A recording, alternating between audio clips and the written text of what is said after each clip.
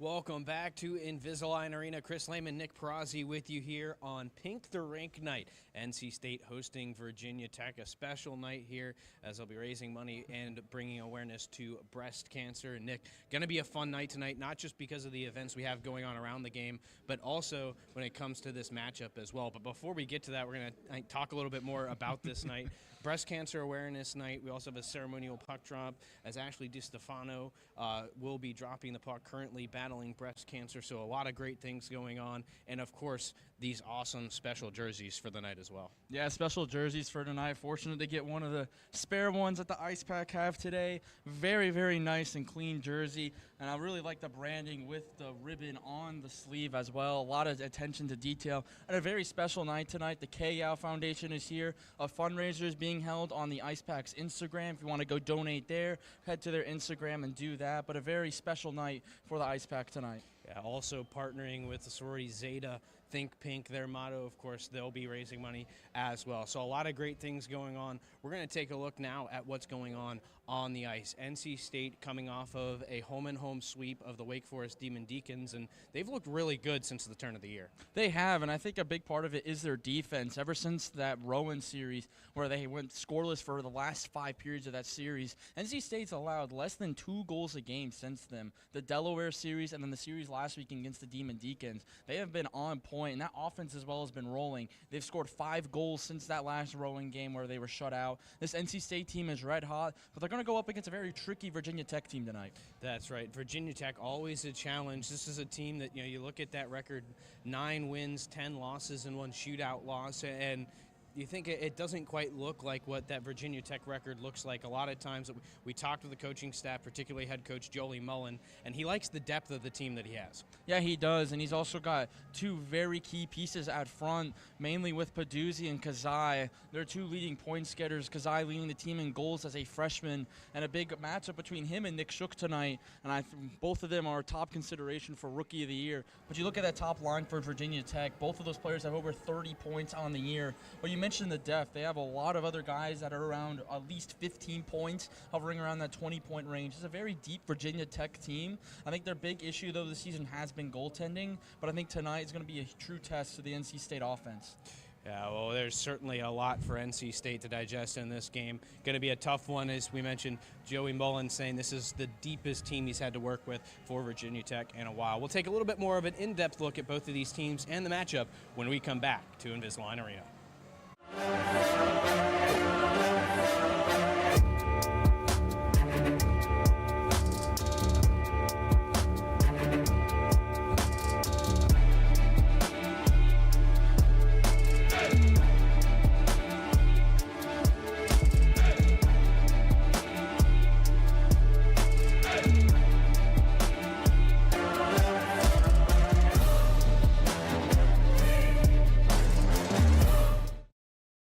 Locally owned and operated by an NC State graduate, the Red and White Shop is your source for all things NC State. Just off campus in the Ridgewood Shopping Center at 3526 Wade Avenue, the Red and White Shop has everything the NC State fan needs. Sporting goods and memorabilia, your favorite NC State team apparel, tailgating essentials, Ice Pack gear. A proud sponsor of the NC State hockey team, a percentage of all Ice Pack sales go back to the team. Stop by today or visit us online. The Red and White Shop. Welcome to Moe's! At Moe's, we've always been inviting, but we have a bigger story to tell. A place that welcomes you to be you. Fresh, high-quality ingredients. We got that. Go ahead, do your thing. Come on, let's get weird. We don't judge. Moe's wants you to come in with your crew and their appetites. Dine in, pick up, or order on the Mo Rewards app. Either way, don't just stroll in, roll all in to Moe's Southwest Grill. Hey there, doing some yard work? Installing a new fence, flowers, or shrubs? Stop! Don't dig just yet! You have buried gas, electric, and even internet lines down there. Before you pick up a shovel, pick up a phone or go online and contact 811. 811 is a free service. Yes, free! 811 is the first step to having those buried utilities marked. 811 keeps you safe, protects the lines, and it's the law. This safety message brought to you by North Carolina 811. When you look at me, you might see A person with Parkinson's disease. But if you look closer, you'll see a warrior mom, an endurance athlete, someone with a lot of fight. Every 9 minutes, someone is diagnosed with Parkinson's disease. And every one of them can turn to the American Parkinson Disease Association. Look closer. My spirit is unshakable. Visit apdaparkinson.org to learn more and show your support today. From the top of D.H. Hill Library, Don Diablo. Oh yeah, this is actually like in my studio. WKNC HD3 Raleigh. Hey, what's up and what's going on, folks? This is Kid Kinetic, your boy, up here at the top of the hour. And guess what I got? A treat that's too sweet to beat. This is Wolf Bites Radio. Oh, that's really sweet. NC State.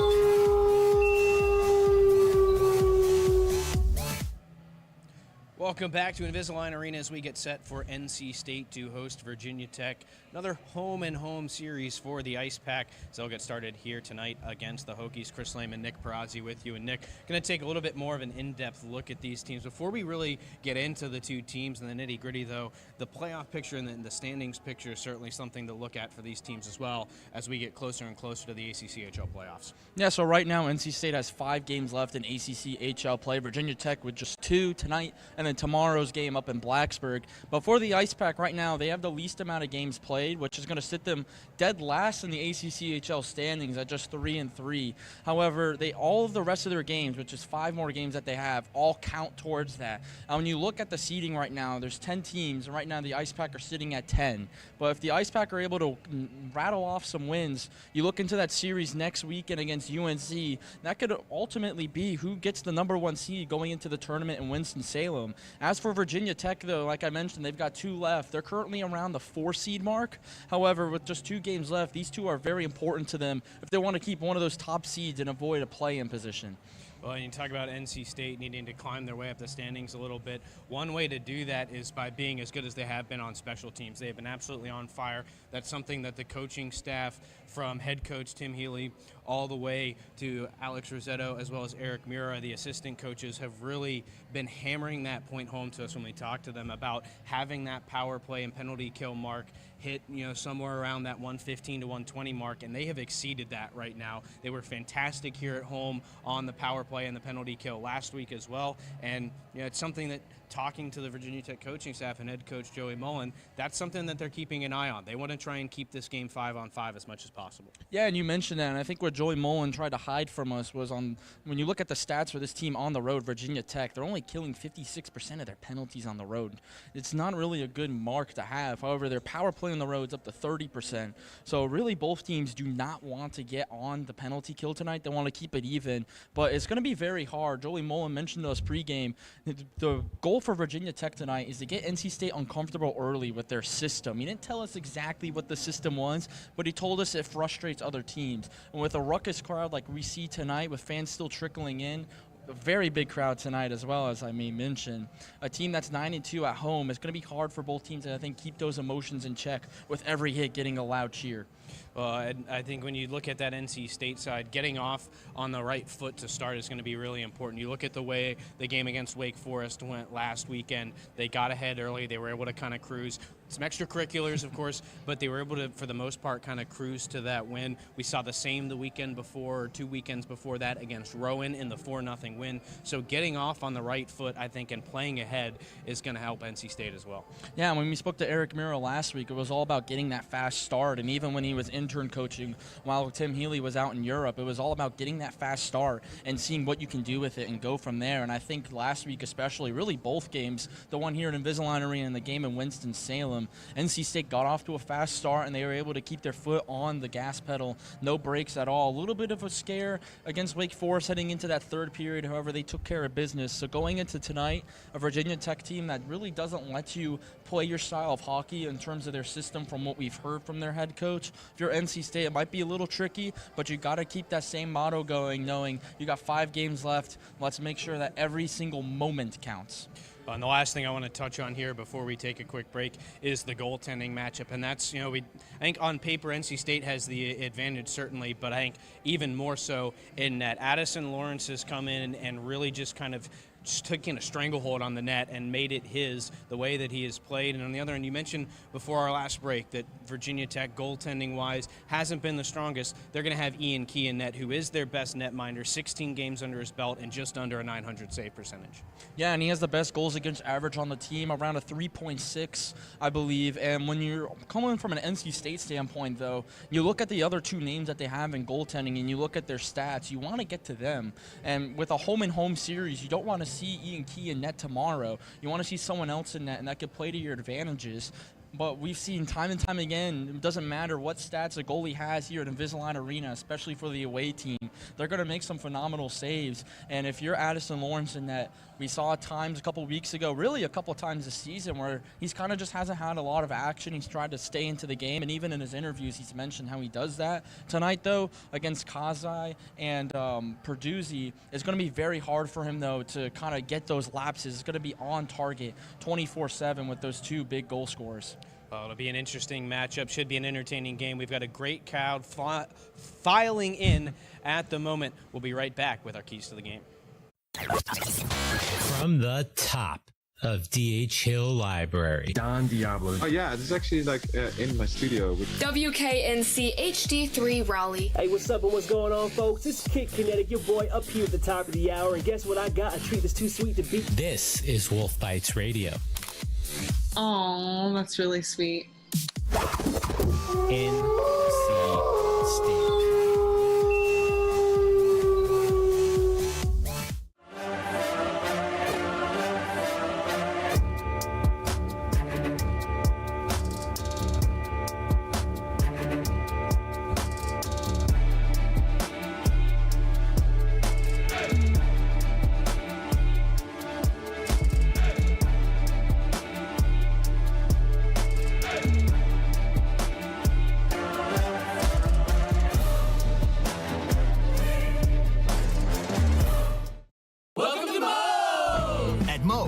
Always been inviting, but we have a bigger story to tell. A place that welcomes you to be you. Fresh, high-quality ingredients. We got that. Go ahead, do your thing. Come on, let's get weird. We don't judge. Moe's wants you to come in with your crew and their appetites. Dine in, pick up, or order on the Mo Rewards app. Either way, don't just stroll in, roll all in to Moe's Southwest Grill. I'm with 2018 lacrosse national champion Christian Gaudy for the FDA's Don't Get Burned Sunscreen Challenge. Bring it, Daryl. She's tough, but I won't get burned today. I'm using a broad-spectrum sunscreen. The FDA recommends broad-spectrum sunscreens with an SPF of 15 or higher with other sun protection measures to reduce the risk of sunburn and skin cancer. You smoked me, Kristen. That's because I use sunscreen, so I wouldn't get burned by you and the sun. Broad-spectrum sunscreen. It's a winning play every time. The Ice Pack and the Hokies minutes away from hitting the ice and getting things started here at Invisalign Arena. We're going to take a look at our keys for the game tonight. And, Nick, the first one we want to look at is the start of the game. Starting on time, it's important, I think, for NC State, especially with the crowd that they've got coming in tonight, to take advantage of that. Yeah, NC State's got to feed off of this crowd, and the crowd's going to have to give back to them. The band, once again, is here tonight. Very good sight to see, assuming they'll be here next week as well. But feed off the crowd, get off to that fast start, and I think that will give us a good segue into that second point that we mentioned before we went on air, is use that crowd, but don't use it too much to where you commit a penalty. Yeah, if you're NC State, managing emotions going along with using the crowd is going to be very important. Our third and final key, we've harped on it a lot, but it's certainly an emphasis for this NC State team, and we heard it from head coach Joey Mullen of the Hokies as well. Special teams for Virginia Tech. They want to stay out of the box because of how lethal that NC State power play has been. They've got their top 4 goal scorers on that top unit, and it worked really well last week. It did, and a big mention, Cade Cox not playing tonight for NC State, something we forgot to touch on. You still got Nick Labrizzi back there, though, on the defensive side of it. But for NC State as well, staying out of the penalty box, when you mentioned those two guys, Perduzzi and Kazai, they have over 30 points each, and a lot of them have come off power plays. And they even got some people that are coming back home who live in Cary on that line as well. So big look out to them tonight. Yeah, Ewan Andrew was paired up with them. Head coach Joey Mullen had mentioned, didn't really matter who you put on that line with Perduzzi and Kazai. They do a great job of producing. Ewan Andrew had a hat trick in his last game with them, so that'll be a line to keep an eye on. The lights are down. The teams are headed out on the ice. We're going to step aside one more time, and we'll be back with Puck Drop here on PackTV. At Moe's, we've always been inviting, but we have a bigger story to tell. A place that welcomes you to be you. Fresh, high-quality ingredients. We got that. Go ahead, do your thing. Come on, let's get weird. We don't judge. Moe's wants you to come in with your crew and their appetites. Dine in, pick up, or order on the Mo Rewards app. Either way, don't just stroll in, roll all in to Moe's Southwest Grill. Locally owned and operated by an NC State graduate, the Red and White Shop is your source for all things NC State. Just off campus in the Ridgewood Shopping Center at 3526 Wade Avenue, the Red and White Shop has everything the NC State fan needs. Sporting goods and memorabilia, your favorite NC State team apparel, tailgating essentials, ice pack gear. A proud sponsor of the NC State hockey team, a percentage of all ice pack sales go back to the team. Stop by today or visit us online. The Red and White Shop. From the top of D.H. Hill Library, Don Diablo. Oh yeah, this is actually like in my studio. WKNC HD3 Raleigh. Hey, what's up and what's going on, folks? It's Kid Kinetic, your boy up here at the top of the hour. And guess what I got? A treat that's too sweet to beat. This is Wolf Bites Radio. Oh, that's really sweet. NC State.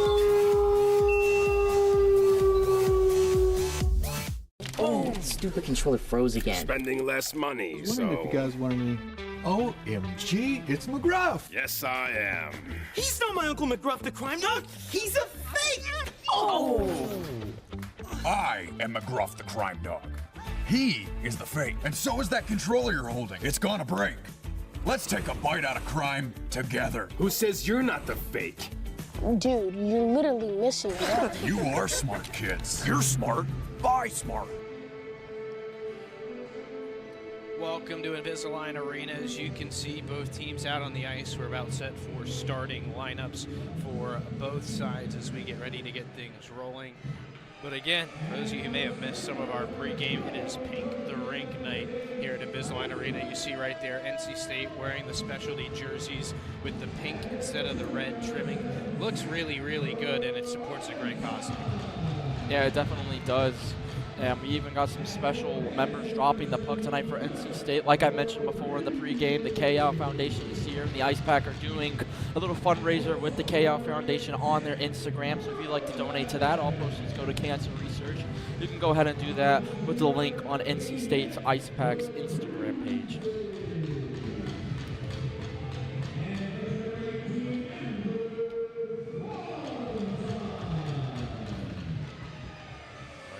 There at the starting lineup for NC State, and we'll go through that right now. Zach Herman out there with Zach Robinson and Garrett Arini. While we're thinking of it, a happy birthday to Garrett Arini as well, who actually shares a birthday with the great one, but we'll see if he can't find a present here for his birthday. But the defensive pairing for NC State going to be Andrew Thronson along with Nick Labrisi, and you get a look up close there at Addison Lawrence, who will be in that. And I think that is going to be really the key for NC State tonight. Lawrence always puts on a good performance, but I think having a solid performance from him in net is really going to give NC State the advantage. Yeah, it definitely is. And another player we mentioned that is not playing tonight, Ricky Frosch, not playing tonight for NC State. So Cade Cox, Ricky Frosch, both not going to be able to play tonight for NC State. That is two big losses on the defensive end. Addison Lawrence has to step up, as well as some of the players that are going to fill in. Luke Jagelski, Jack Strong are filling in. Andrew Thronson moves up a line. So it's going to be very critical that those guys step up big tonight. And you get a look here at, as we mentioned, the ceremonial puck drop coming before this one. Again, the special guest that is dropping the puck is Ashley DiStefano. She was first diagnosed with breast cancer in April of 2010 and then metastatic breast cancer in October of 2017. Still an ongoing treatment, but that's one of those things that helps bring everything into perspective. We all love to get lost in the game and have a good time with it, but this is one of those moments that allows you to step back, and the real fighter, the real player out there is Ashley. Yeah, there's always something bigger off the rink. There's something bigger than the sport itself. When you see two teams like this bring the amount of people that we see today and the causes that they're going for and the causes they're raising awareness for, It's truly great to see NC State use their platform to fight a disease like cancer. It's something you can be really proud about, and it's something that all of us are fighting each and every day to find a cure for cancer. Well, she drops the puck there for captains Garrett Arini of NC State and Rocco Salvato of Virginia Tech. We're ready for the national anthem, so we'll throw it down to the ice.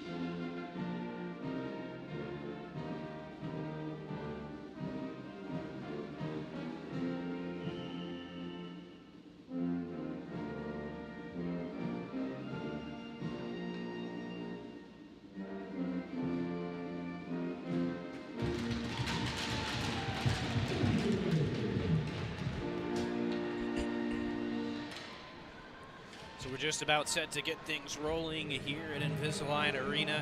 Chris Lehman, Nick Perazzi with you as we get set to start things off. As, of course, we talked about NC State in those special white uniforms for Pink the Rink Night, their breast cancer awareness jerseys. They'll move right to left for you here in period number one in those black uniforms with the burgundy and orange trim. Virginia Tech Hokies will move left to right. We got a fresh 20 minutes up on the clock, just about set to get things going. And we've talked about the crowd. This is one of the better crowds we've seen since early on in the year for NC State, just about filling up the entire set of grandstands on that far side. And of course, there's always plenty of people around that net NC State will be shooting at. Yeah, of course there always is. Always try to give the other goalie a hard time back there. And I think this won't be the biggest crowd we see for the rest of the season. Just one more home game here at Invisalign Arena, but it's with those Tar Heels down the road next week. But looking forward to this game and kind of setting forward on this game as well. A lot of pink in the crowd tonight. Still a great attended crowd tonight, and I think we're in for a very, very competitive and great game. So it'll be Herman to take the draw up against Captain Rocco Salvato of the Virginia Tech Hokies. Ready to rock and roll here at Invisalign Arena. Tied up in skates off the draw. It'll be kicked loose. Scared-Arini trying to paw it down and can't. And the Hokies come away with it. They'll move it forward up that far side. You get a look there at Daniel Gelman. He'll chip it in. Sticked away by Addison Lawrence and out of play. A quick stoppage here early. And a good start for Virginia Tech. They didn't win the face-off, but they didn't get full control of it, but they're able to get right down the ice, get a quick shot on goal, force the offense's own face-off. And Virginia Tech's going to try to start fast, something NC State, like we mentioned, has to do. Virginia Tech can also do that. Off the draw, NC State comes away with a loose puck. It's Robinson. He'll chip and chase. A one-hopper in on Ian Key. He'll hold on to it in an offensive zone draw coming up for NC State. Well, NC State just going to play a little copycat there of what Virginia Tech did. Go for an offensive zone face-off of themselves, a little dump in on the goal, and see if the ice pack can get set up on this end. Herman again on the draw against Salvato. That'll be Rocco Salvato getting the best of Herman, but nice forecheck there for NC State. Knock the puck loose, they can't control. Chipped up the wall and out. Collected by Gelman. He'll throw it wide of the net. Lawrence pokes it into the near corner. I have an ice pack player down. Play will carry on though. They battle for it in the corner. Thronson back to his feet as Gelman comes away with it. Knocked loose by Herman, and now we will get a penalty against Virginia Tech. And Nick, this is exactly what we talked about in the pregame that Virginia Tech didn't want to do. They didn't want to put NC State on the man advantage, and this is going to come here very early, just 49 seconds into the game. It'll be on Gelman, and a hooking call is the signal. Yeah, and like we mentioned, NC State needs to get off to a fast start. This will definitely help perplex that. Again, Herman on the draw. Initially won by Peduzzi. NC State regathers, loses again, and this time it's cleared the length of the ice by Virginia Tech. Lawrence under some pressure, flips it to Labrisi, and now NC State will set things up. Up the middle, pass intercepted. Labrisi with the second effort, and it'll be picked up by Peduzzi. Virginia Tech shorthanded, shot shoulder down there nicely by Addison Lawrence. And the Ice Pack recollect. 30 seconds gone on the man advantage now. Robinson up that far side for Herman. His centering pass intercepted by Peduzzi and pitchfork the rest of the way down again. This is not the power play NC State wanted to start with here. No, it is not, but for Virginia Tech being very aggressive, and they have the two top dogs that they have, Kazai and Peduzzi out there. They went on for the line changes just really quickly, but they were the two that got that shot and put a lot of pressure on NC State trying to get out of their defensive zone. Another clearance for the Hokie penalty kill. Halfway through the man advantage, now Labrisi resets behind his own net. He'll set it on a tee for Herman with speed. He's going to be forced off the puck. NC State regroups. You see it down low in the corner. Kaufman, stretch pass for Daniel. Stepping away from traffic. He'll move it to the near side for James. NC State just stays on side. Good job there by Chase Williams. Thronson now. Over to the far side, James. Blue line again. Kaufman takes the shot off a stick and up and out of play. NC State with their first real sustained zone time there. It's been a nice job by the Hokies of really just completely keeping the puck out of their end on this penalty kill. Yeah, they do, and Virginia Tech has more shots on goal this power play than NC State does. And I think a big reason for that is just how aggressive Virginia Tech is on the forecheck of the power play. It's a high-risk, high-reward scenario, but it's working out very well for the Hokies. And I think a big reason why early on NC State couldn't break out was because of Kazai and Peduzzi. Another face-off win for Virginia Tech. NC State able to hold the zone at the moment. Williams throws it into the near corner. Kaufman beat to the puck by Tommy Conrad. He'll be bodied up in the corner. Daniel there for NC State along with Chase Williams, and now the puck played with a high stick, and this will stop play. I believe it's going to be a high stick on the ice pack, and it is. So this faceoff's going to come out to center ice. Final 18 seconds of the power play for NC State, and not really much opportunity on this power play. They just really haven't been able to find their footing. Virginia Tech doing a fantastic job on the kill. They're rising to the early challenge. NC State wins the draw. Drop back for Thronson at his own blue line. NC State will regroup there. Here's James. See it there. Power play running out of time for NC State. Maybe some time for one last push. Kaufman's got speed down that right wing. He'll spin and pass it back to the point. James at the blue line. Tees one up. Glove save. Rebound loose in front. They score. Cleaned up by Scott Daniel. And just after the power play expires, NC State takes the lead. Well, how about that? We were mentioning just how not good this NC State power team was, but then finishing it up with a power, it's going to be right after the power play ended, but a goal right as the power play ends 5 seconds after it. Able to just to clean up the shot. It was just let rip on the top of the point by Alex James. I believe Daniel Scott might have been the one to finish that off. And just like that, NC State 1-0. Virginia Tech thought they had stopped NC State on the power play. They did a fantastic job, but then after it, the fast start for NC State was there. That one won't go down as a power play goal, as right off the draw it's cleared out of play. It won't go down as a power play goal for NC State, but it kind of is, because Virginia Tech couldn't really get into position. To me, it's still almost a power play up until that first stoppage before or after the kill is over. So NC State does a great job, even though they didn't really have great sustained pressure for most of that power play, of eventually getting it in and setting themselves up to score. They'll go right back to work in the offensive end. Pass up the wall, intercepted and cleared. Too far, though, by Tyler Gordon. Loose puck in the neutral zone. Collected at the blue line by NC State's Thomas McEnany. He has it taken off his stick by Matt Veneri. Clearance off the skate of an official. Flipped to the middle by Drew Bressingham as NC State will set up offensively. McConaughey throws it caddy corner to the far side. Collected by Veneri again. He'll slap it off the glass. Bouncing puck held in by NC State. Bressingham laid a hit inadvertently there on the defensive mid Tyler Gordon. They're not going to give a penalty there, and I think that's the right call. It was just Bressingham never saw them. They just collided like they didn't see each other. NC State going to have to regroup. Bressingham thought he had a D-man at the point. They were making a change. Labrizzi off the wall from McConaughey. Flipped along. The goal scorer, Scott Daniel, can't settle it down. Ice Pack will regroup again with Labrizzi.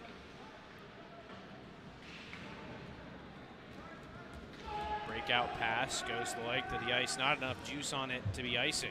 First one to it, Barrett Lunder of Virginia Tech sends it up the wall and out where Scott Daniel can regather for NC State. Now James elevates it into the far corner. Good forecheck here from Aiden Brenner. He'll use the body to knock the puck loose. Cameron Lohr upended. Play will carry on. Daniel looking to the middle, right through the top of the blue paint. Nobody there in a white jersey. Kept in nicely by Lohr. NC State's forward line needs a change, so they'll head off. That'll give the Hokies some time to skate it out. Here's Lunder. Gains the red line, sends it in. It'll be left behind the net by Addison Lawrence. Up the wall. Marini looking cross ice for Herman. He'll use his speed to negate the icing as he wins the race to the puck behind the net. Loose over on the far side. First one there, Cam Kazai. Moves it forward, Peduzzi. One of the top goal scorers for Virginia Tech. Just missed wide. Well defended there by NC State. They didn't give him much of an angle. Virginia Tech trying to set up in the offensive end. Slap pass stolen by Herman. He'll chip it along for Arini, who's got some speed. Coming back to defend, Ewan Andrew. And the breakout pass intercepted. Thronson. Dropped off for Labrizzi. Now chipped in by Robinson. NC State, ever since that power play, Nick, NC State seems to be finding their footing a little bit better. Yeah, they definitely have, and I think it goes back to when Virginia Tech made that line change with their two lethal forwards. Ever since then, NC State's been energized and has a lot more juice than what they did at the beginning of the game. Oh, and they thrown in there by NC State's Holden Kaufman.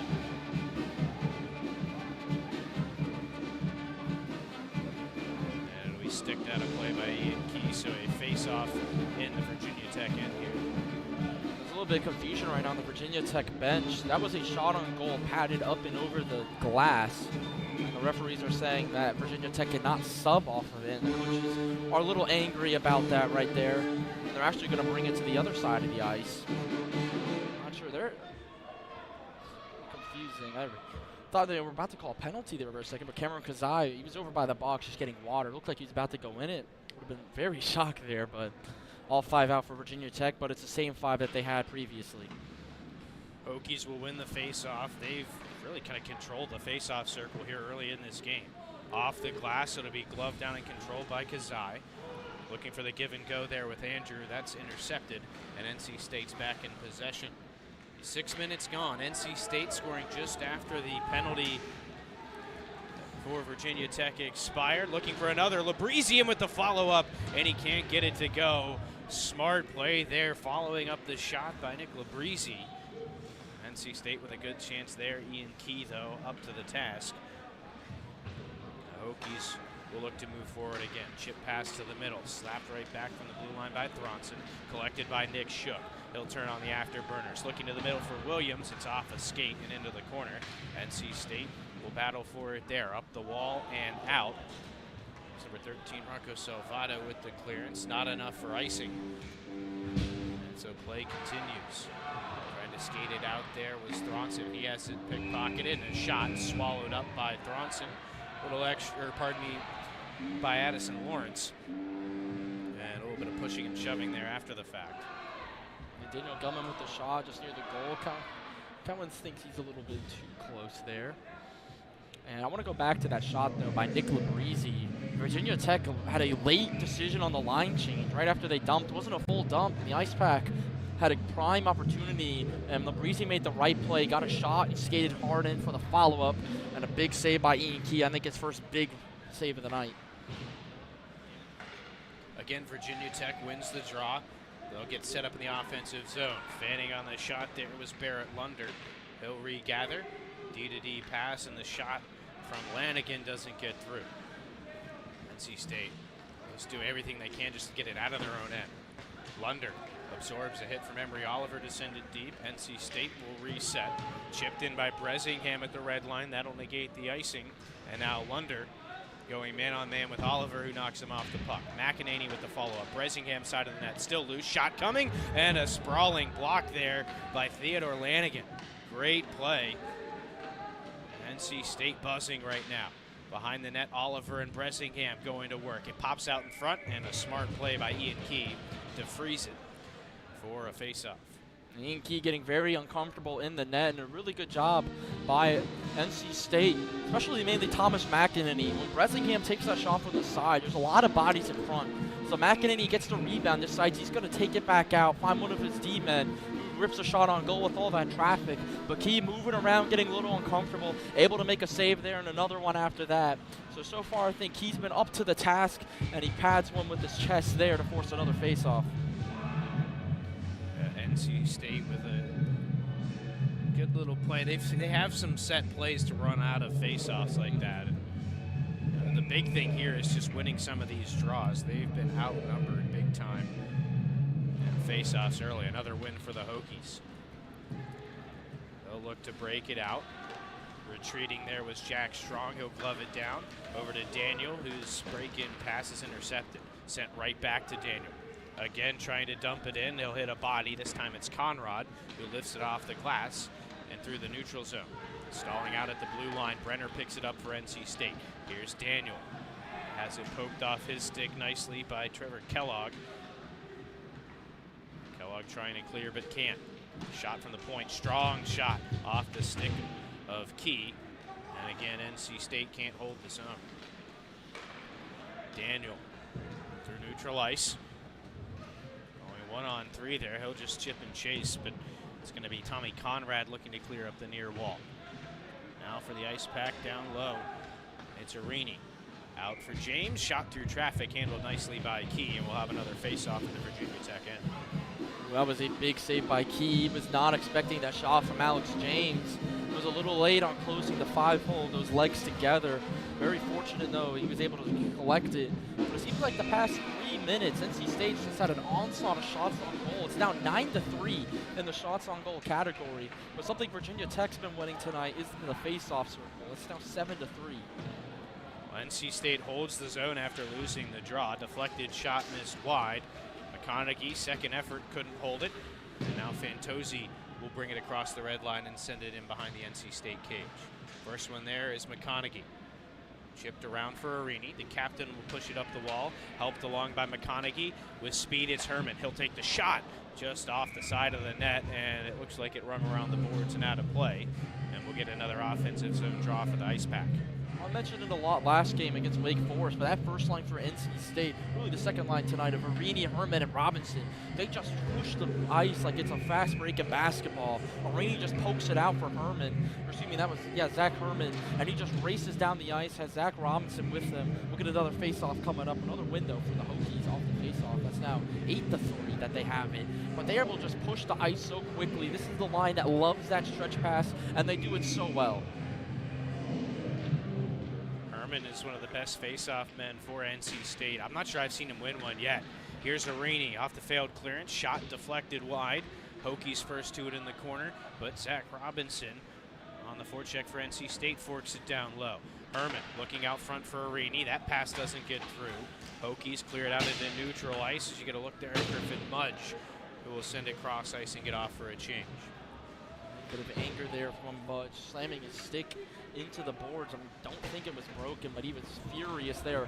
Here's Robinson coming in with Arini, looking to the middle, and it's shut down by Theodore Lanigan in front. Lanigan moving quickly through neutral ice, looking for the pass. It hopped his stick. NC State will take back control. Just over halfway through this first period now, and it's been 7 minutes and change since NC State put that goal on the board. You can kind of feel that the energy here is settled a bit, even though NC State is still carrying the play for the most part. Yeah, it is. Even with the amount of shots they have, it's been settled. Virginia Tech trying to take back some of that energy here with the offensive zone turnover. Defensive zone turnover from the Ice Pack. NC State's second try does bring it out. Bresingham coming in, and offsides was Thomas McEnany, just a step too soon. And a face-off comes back to neutral ice. Well, I think a big reason about the energy as well, Chris, is that Key has settled well into this game. He's been moved around a lot, made a couple of nice saves. But we've also seen the pace of play been very quick. We haven't seen a lot of breaks today. We saw a couple minutes just go by without a stoppage before this one. So we're seeing a lot more of just complementary hockey being played, I think. Emery Oliver backhands one deep. NC State going out on the forecheck. Nice hit there from Bresingham as he caught Trevor Kellogg off balance, but the Hokies still in control. Pass slid through the neutral zone by Ewan Andrew, and Cameron Kazai is going to go to the penalty box. I thought he was the one who drew the penalty there for a moment. He did a nice job handling the pressure from NC State, but he's going to serve 2 minutes for it. I'd be interested to see that one again. Yeah, they're going to call that one interference, and I think it was when the puck was loose. He was coming down the ice. I don't remember who it was for NC State, but he was trying to make a little swim move on him, and he kind of pushed him a little bit doing it. The puck was already against the boards. I think that's why the referees called it. But if you're NC State, you're back on the power play once again. First one generated the goal, didn't get it on the power play. The second one, though, you're dominating the shot chart. You win a face-off there. It can be a huge plus if you can go up 2-0. But like I mentioned that previous power play, those top two guys for Virginia Tech, minus Kazai now, who's in the box, did a fantastic job that first power play of killing it. I think a big key, too, is winning face-offs. And Virginia Tech, again, won that defensive zone draw and cleared. Back in front, Herman tips it just wide. Good chance there for the Ice Pack. They'll look to set up. The first unit really didn't get a good chance in the zone on the last man advantage. Here's Nick Shook from the top of the circle. Shot, and it'll be held on to by Ian Key. The rebound kind of squirted loose there, but he's done a nice job seeing shots through traffic tonight. He has, and I want to go back to that last break that NC State had when they entered the offensive zone, the odd-man rush. Herman was entering in very sneakily. Everyone forgot about him except Ian Key, so when that the pass came across the middle for Herman, Key was ready for it. He knew where Herman was and was able to step up to the occasion, make another big save. And you're right, Chris, he's really settled into this game, made a couple of nice saves. Well, this time NC State will win the draw offensively, but the pass intercepted and a shorthanded opportunity for the Hokies. Shot on goal, save made by Addison Lawrence. Juicy rebound picked up by Robinson. He'll move it forward for Arini. NC State back on the attack. It's Herman firing away, blockered away into the corner by Ian Key, and the Hokie penalty kill will clear once again. That was a beautiful play by Evan Doodle with the hustle to get down the ice, create a 2-on-1 shorthanded opportunity with the leading points getter in Peduzzi. Great chance for Virginia Tech there. And again, they'll chip it up and out. The biggest problem for NC State right now has been just establishing the zone offensively here on the man advantage. They have not been able to do it, and it has really slowed down their power play. Here's Williams.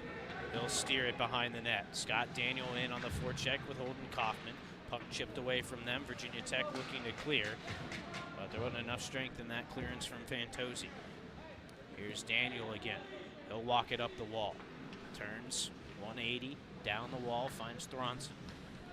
Back up for James. He'll look things over. Throws it towards the net. Missed just wide of that far post. They'll battle for it behind the net. Pops loose into the near corner. Pitchforked up the wall and out.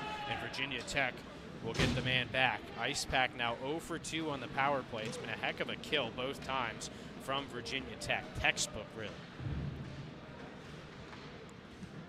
Hokies will clear. Up at the red line, it'll be scooped up by Rocco Salvato. The Hokie captain has it poked away at the blue line. He'll regroup at the red line and circle back in. Salvato again, stepping through traffic, throws it wide. It'll wrap around the wall, held into the blue line momentarily. Bressingham lost his stick, or he might have been off to the races. And now Virginia Tech back in possession. NC State going to bring a little bit of a forecheck here. Doesn't work out too well. They're hoping Virginia Tech goes for a dump, which is not what they're going to do. They're going to have to play a little bit of defense once again here. There's a missed opportunity for NC State on that forecheck. Virginia Tech, as we talked about, they want to play more of this 5-on-5 hockey. But I tell you, they've done a heck of a job on the penalty kill both times. They'll hold the zone again. Now Cowan looking to break out for NC State. He'll just skate it up the ice. Hits the red line and dumps it in. McEnany into support, putting a forecheck on Tommy Conrad. Moved up the wall, find Tozy trying to step through McConaughey. Couldn't take the puck with him. Okay, McConaughey's dispossessed. Turned right back around by Mercer. From the top of the circle, takes the shot. Big pad save made by Lawrence. And NC State clears it down the ice. No icing. That was a good shot there by Mercer. Went to the far side, had to make a pad save. Addison Lawrence in net. Been up to the task so far. He's made 5 saves on 5 shots. Final 5 minutes, though, here in this first period, and Virginia Tech starting to gain something on offense. They're building something. Yeah, the phrase building a game certainly comes to mind. They've gotten stronger, it feels like, at least as the period has gone on. Shot total is still showing 12-5 NC State, but we talked with head coach Joey Mullen.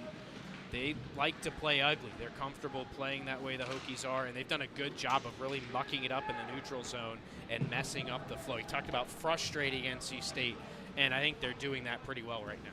Yeah, and I think also Virginia Tech's been trying to control the flow of the game. Good steal by Robinson, though.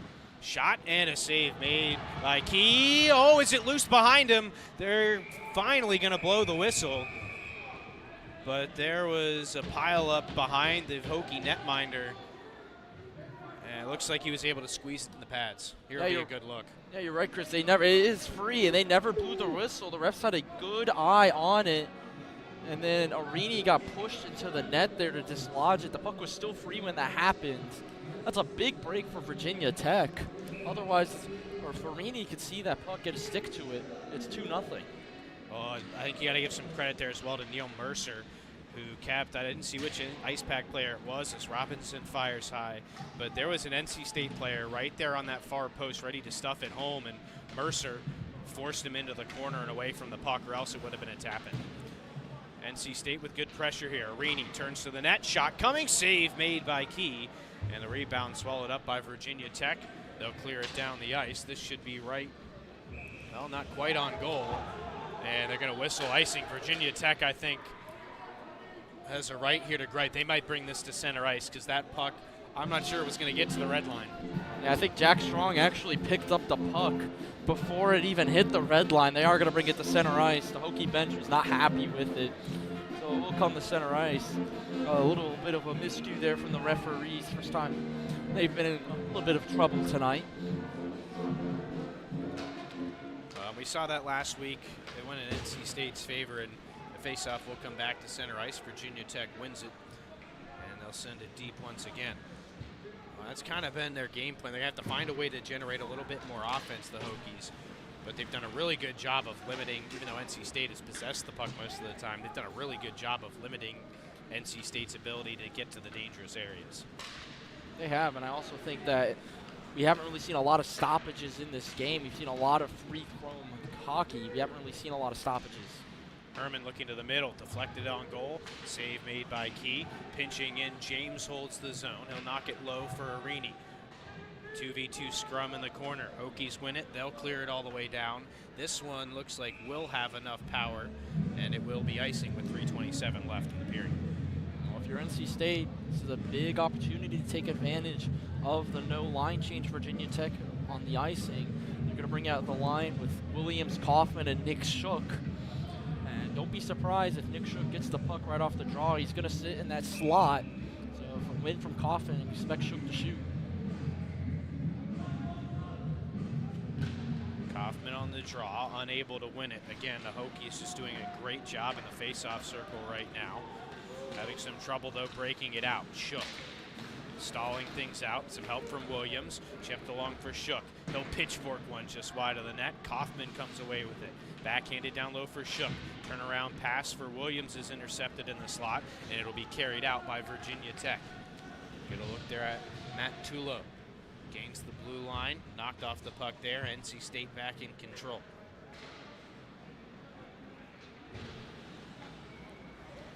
Here's Kaufman.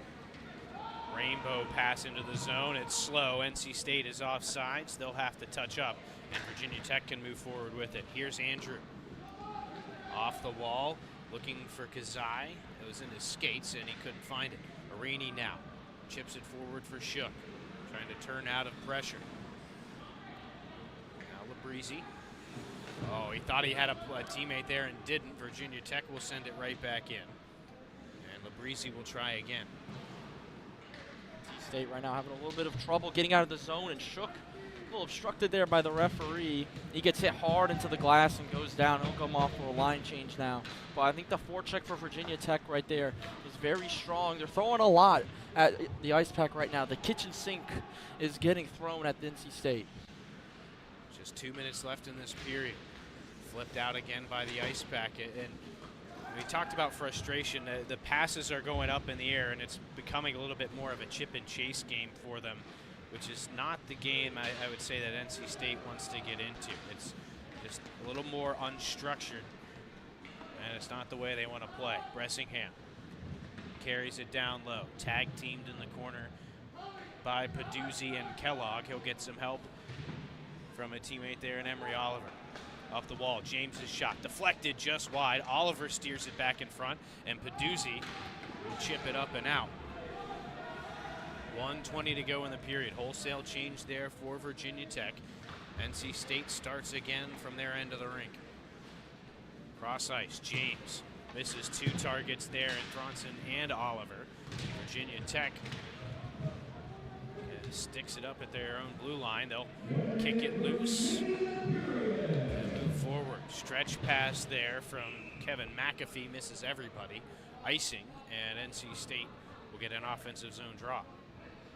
We mentioned it the last time there was an icing, which was a couple minutes ago. It's something Virginia Tech's done very well in the chip and chase game. It's also a game of having to play hockey continuously. We've seen it a lot this period, seeing it once again. NC State, though, losing the face-off department 11-3 right now. Well, and they'll lose another one there. Clearance pinned up against the wall by James, but that'll only hold it off momentarily. Jagielski backhands it off the far wall, and pinching up to stop that up is Salvato. Move forward, now it's Gelman. His centering pass stolen, he'll get it right back, fires away, just missed that top left corner on Addison Lawrence, and the Hokies getting some late pressure here as we're down to the final 30 seconds of period number 1. Pass up the wall, get all the way to Herman, who had trouble with it, tied up in his skates, able to find it back. Pass intended for James is picked off. Down to 12 seconds left. Gelman holds up at the red line. Now he'll send it in. And Cowan will touch up.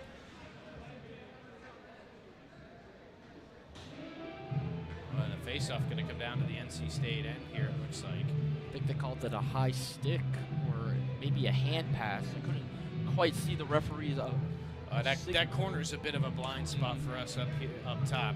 I saw his hand go up. I think it might have been a high stick, but I don't see what the high stick was, which makes me believe it's a hand pass. But 6 seconds, they've dominated the face-off circle. Massive chance for the Hokies.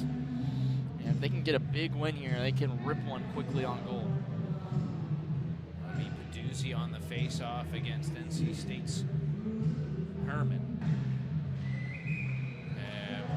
Herman was able to win it and clear it, but they're going to have to do it over again.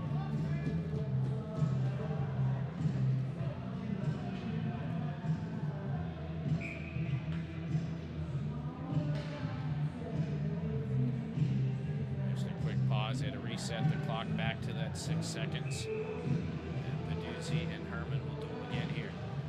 This time it's one over to the wall. James will pin it there, and that will bleed off the final seconds of period number 1. NC State struck early, just under 3 minutes in, right after the power play expired. Scott Daniel cleaned it up in front. That's the difference right now. Yeah, it is. Just cleaning up a shot in front right off of the power play. A power play generated goal, not a power play goal, but you'll take the goals any way that you can. But after that, NC State had a little bit of offense in about the middle stage of that period, but since then, though, Virginia Tech's been able to play their style of hockey. They've thrown the kitchen sink at NC State in terms of offensive looks. The forecheck has been there, and they're dominating the face-off circle. They're down 1-0 in this game right now, but there's a lot to be proud about in that locker room for Jolie Mullen. Well, the two teams are going to take a break before the second period. We'll take a break as well. We'll come back for the first intermission. From the top of D.H. Hill Library. Don Diablo. Oh yeah, this is actually like in my studio. WKNC HD3 Raleigh. Hey, what's up and what's going on, folks? This is Kid Kinetic, your boy, up here at the top of the hour. And guess what I got? A treat that's too sweet to beat. This is Wolf Bites Radio. Oh, that's really sweet. NC State. Locally owned and operated by an NC State graduate, the Red and White Shop is your source for all things NC State. Just off campus in the Ridgewood Shopping Center at 3526 Wade Avenue, the Red and White Shop has everything the NC State fan needs. Sporting goods and memorabilia, your favorite NC State team apparel, tailgating essentials, ice pack gear. A proud sponsor of the NC State hockey team, a percentage of all ice pack sales go back to the team. Stop by today or visit us online. The Red and White Shop.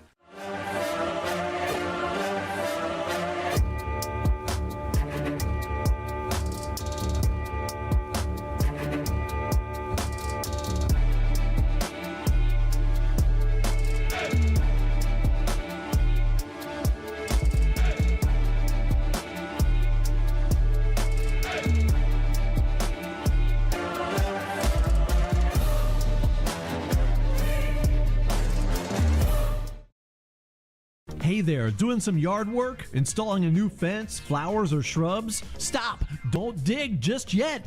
You have buried gas, electric, and even internet lines down there. Before you pick up a shovel, pick up a phone or go online and contact 811. 811 is a free service. Yes, free! 811 is the first step to having those buried utilities marked. 811 keeps you safe, protects the lines, and it's the law. This safety message brought to you by North Carolina 811. Welcome to Moe's! At Moe's, we've always been inviting, but we have a bigger story to tell.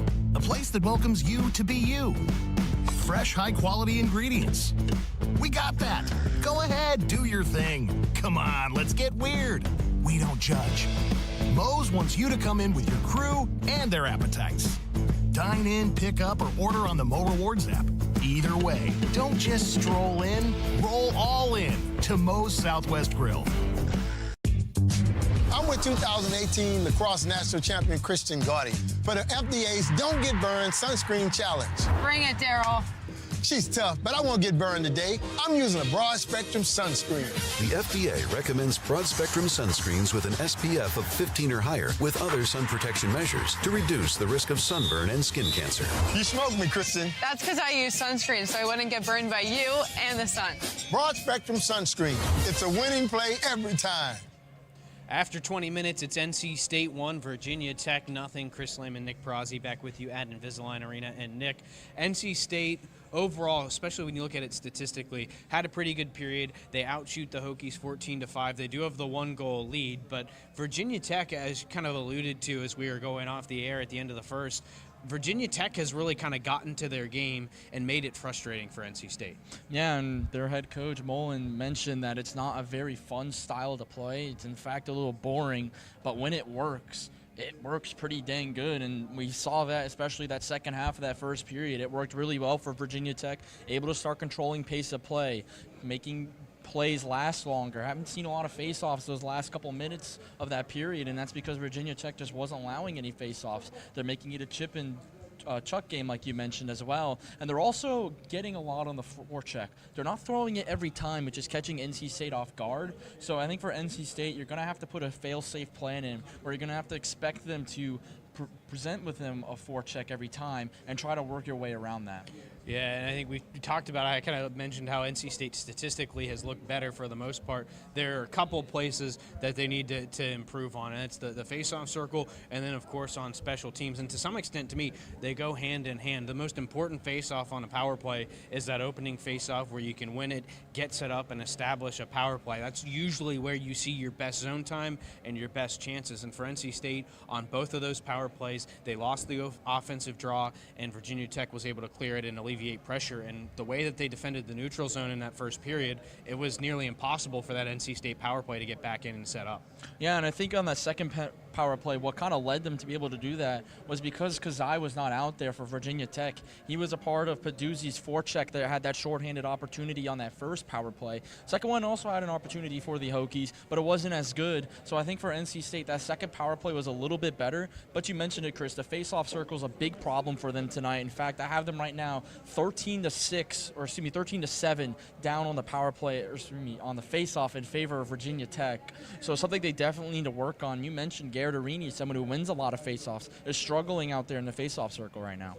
Yeah, well, as we mentioned, NC State does have a 1-goal lead, and the power play did aid in that. Just after the first one expired, it was Scott Daniel who put NC State up 1-0. We'll have him after the break. Welcome to Moe's! At Moe's, we've always been inviting, but we have a bigger story to tell. A place that welcomes you to be you. Fresh, high-quality ingredients. We got that. Go ahead, do your thing. Come on, let's get weird. We don't judge. Moe's wants you to come in with your crew and their appetites. Dine in, pick up, or order on the Mo Rewards app. Either way, don't just stroll in, roll all in to Moe's Southwest Grill. Life is for learning, from baby steps to big ideas. We plan, try, fail, and do better next time. Each day is a new experiment, a fresh chance to seek answers, connection, purpose. The mind is not a vessel to be filled. It's rocket fuel. And when you start at NC State University, you can't be stopped. NC State. Think and do. Hey there, doing some yard work? Installing a new fence, flowers, or shrubs? Stop! Don't dig just yet! You have buried gas, electric, and even internet lines down there. Before you pick up a shovel, pick up a phone or go online and contact 811.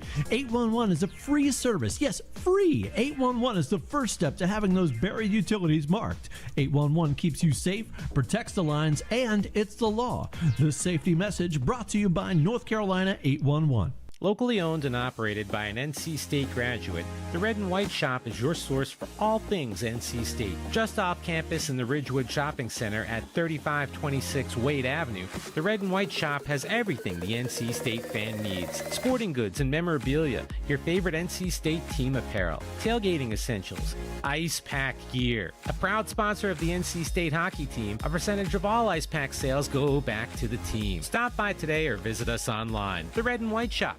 Back here in Invisalign Arena, a 1-goal lead for the Ice Pack right now, and I'm here with the man that scored that goal, Scott Daniel. Scott, at the end of that power play, you're able to find it right in front of the net and finish it off. What was kind of the gist going into it? You guys struggled on that first power play, but you finishing it off, a power play generated goal. Tell me how you guys adjusted to their attack. Their goalie's not been the strongest right now. His glove's kind of off, so we were just kind of looking to shoot around that area, and just it worked. It bounced right out, and we were there to capitalize on it.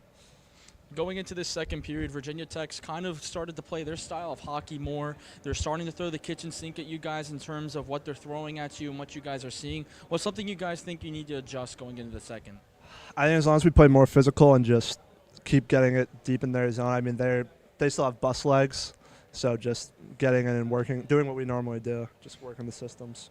And then, of course, the stakes tonight are very high. Not only is the final 5 games for you guys playoff importance, but a big crowd and the pink night here tonight. Tell me, like, what the players are experiencing, especially you going into a night like tonight.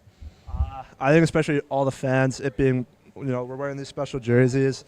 It's a very huge cause. People here on the team, people out there, family members of them, may or may not have had cancer at one point. So just we're playing for them, and especially just any other game. We're on a 4-game win streak, and we want to keep it going. Well, that 4-game win streak right now off to a good start, defending it, a 1-goal lead thanks to you. When we come back, me and Chris will detail what each team needs to work on headed into the second period. Locally owned and operated by an NC State graduate, the Red and White Shop is your source for all things NC State. Just off campus in the Ridgewood Shopping Center at 3526 Wade Avenue, the Red and White Shop has everything the NC State fan needs. Sporting goods and memorabilia, your favorite NC State team apparel, tailgating essentials, ice pack gear. A proud sponsor of the NC State hockey team, a percentage of all ice pack sales go back to the team. Stop by today or visit us online. The Red and White Shop. From the top of D.H. Hill Library. Don Diablo. Oh yeah, this is actually like in my studio. WKNC HD3 Raleigh. Hey, what's up and what's going on, folks? This is Kid Kinetic, your boy, up here at the top of the hour. And guess what I got? A treat that's too sweet to beat. This is Wolf Bites Radio. Oh, that's really sweet. NC State.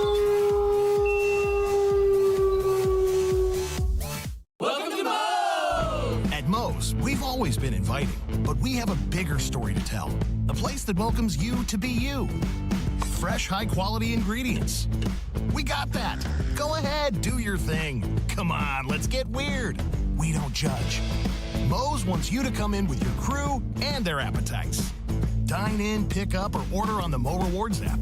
Either way, don't just stroll in, roll all in to Moe's Southwest Grill.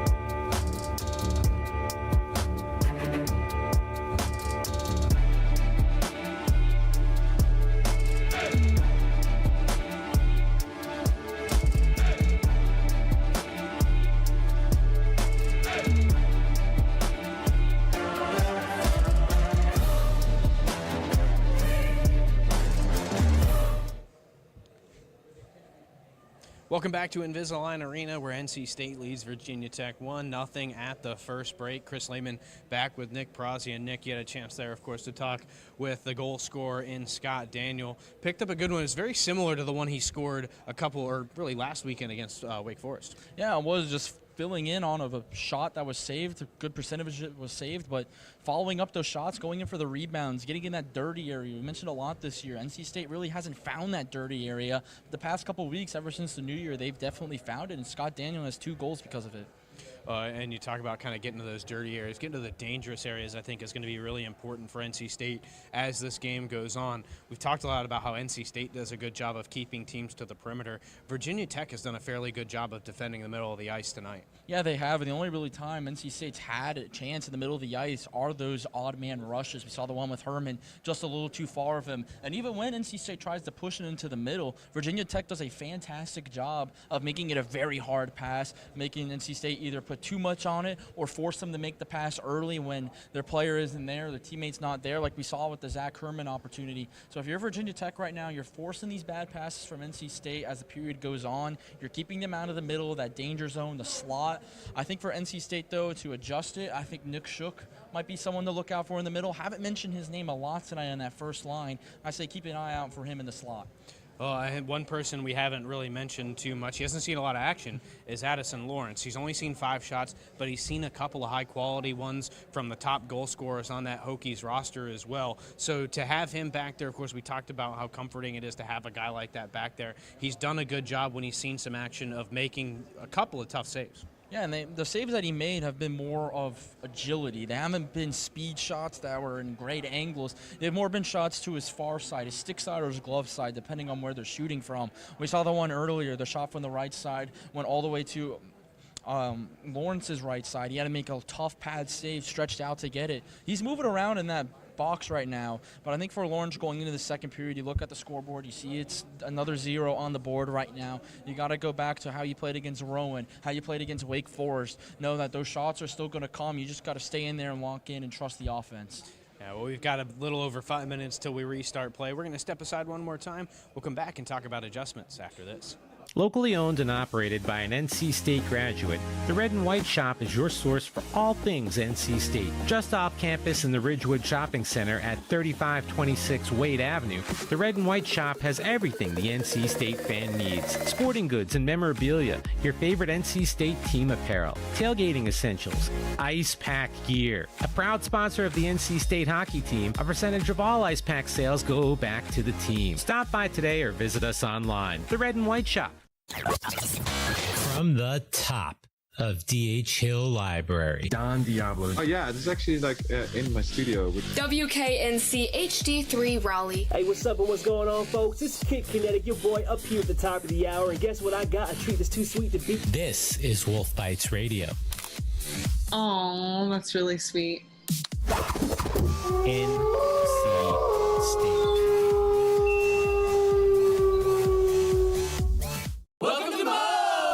At Moe's, we've always been inviting, but we have a bigger story to tell. A place that welcomes you to be you. Fresh, high-quality ingredients. We got that. Go ahead, do your thing. Come on, let's get weird. We don't judge. Moe's wants you to come in with your crew and their appetites. Dine in, pick up, or order on the Mo Rewards app. Either way, don't just stroll in, roll all in to Moe's Southwest Grill.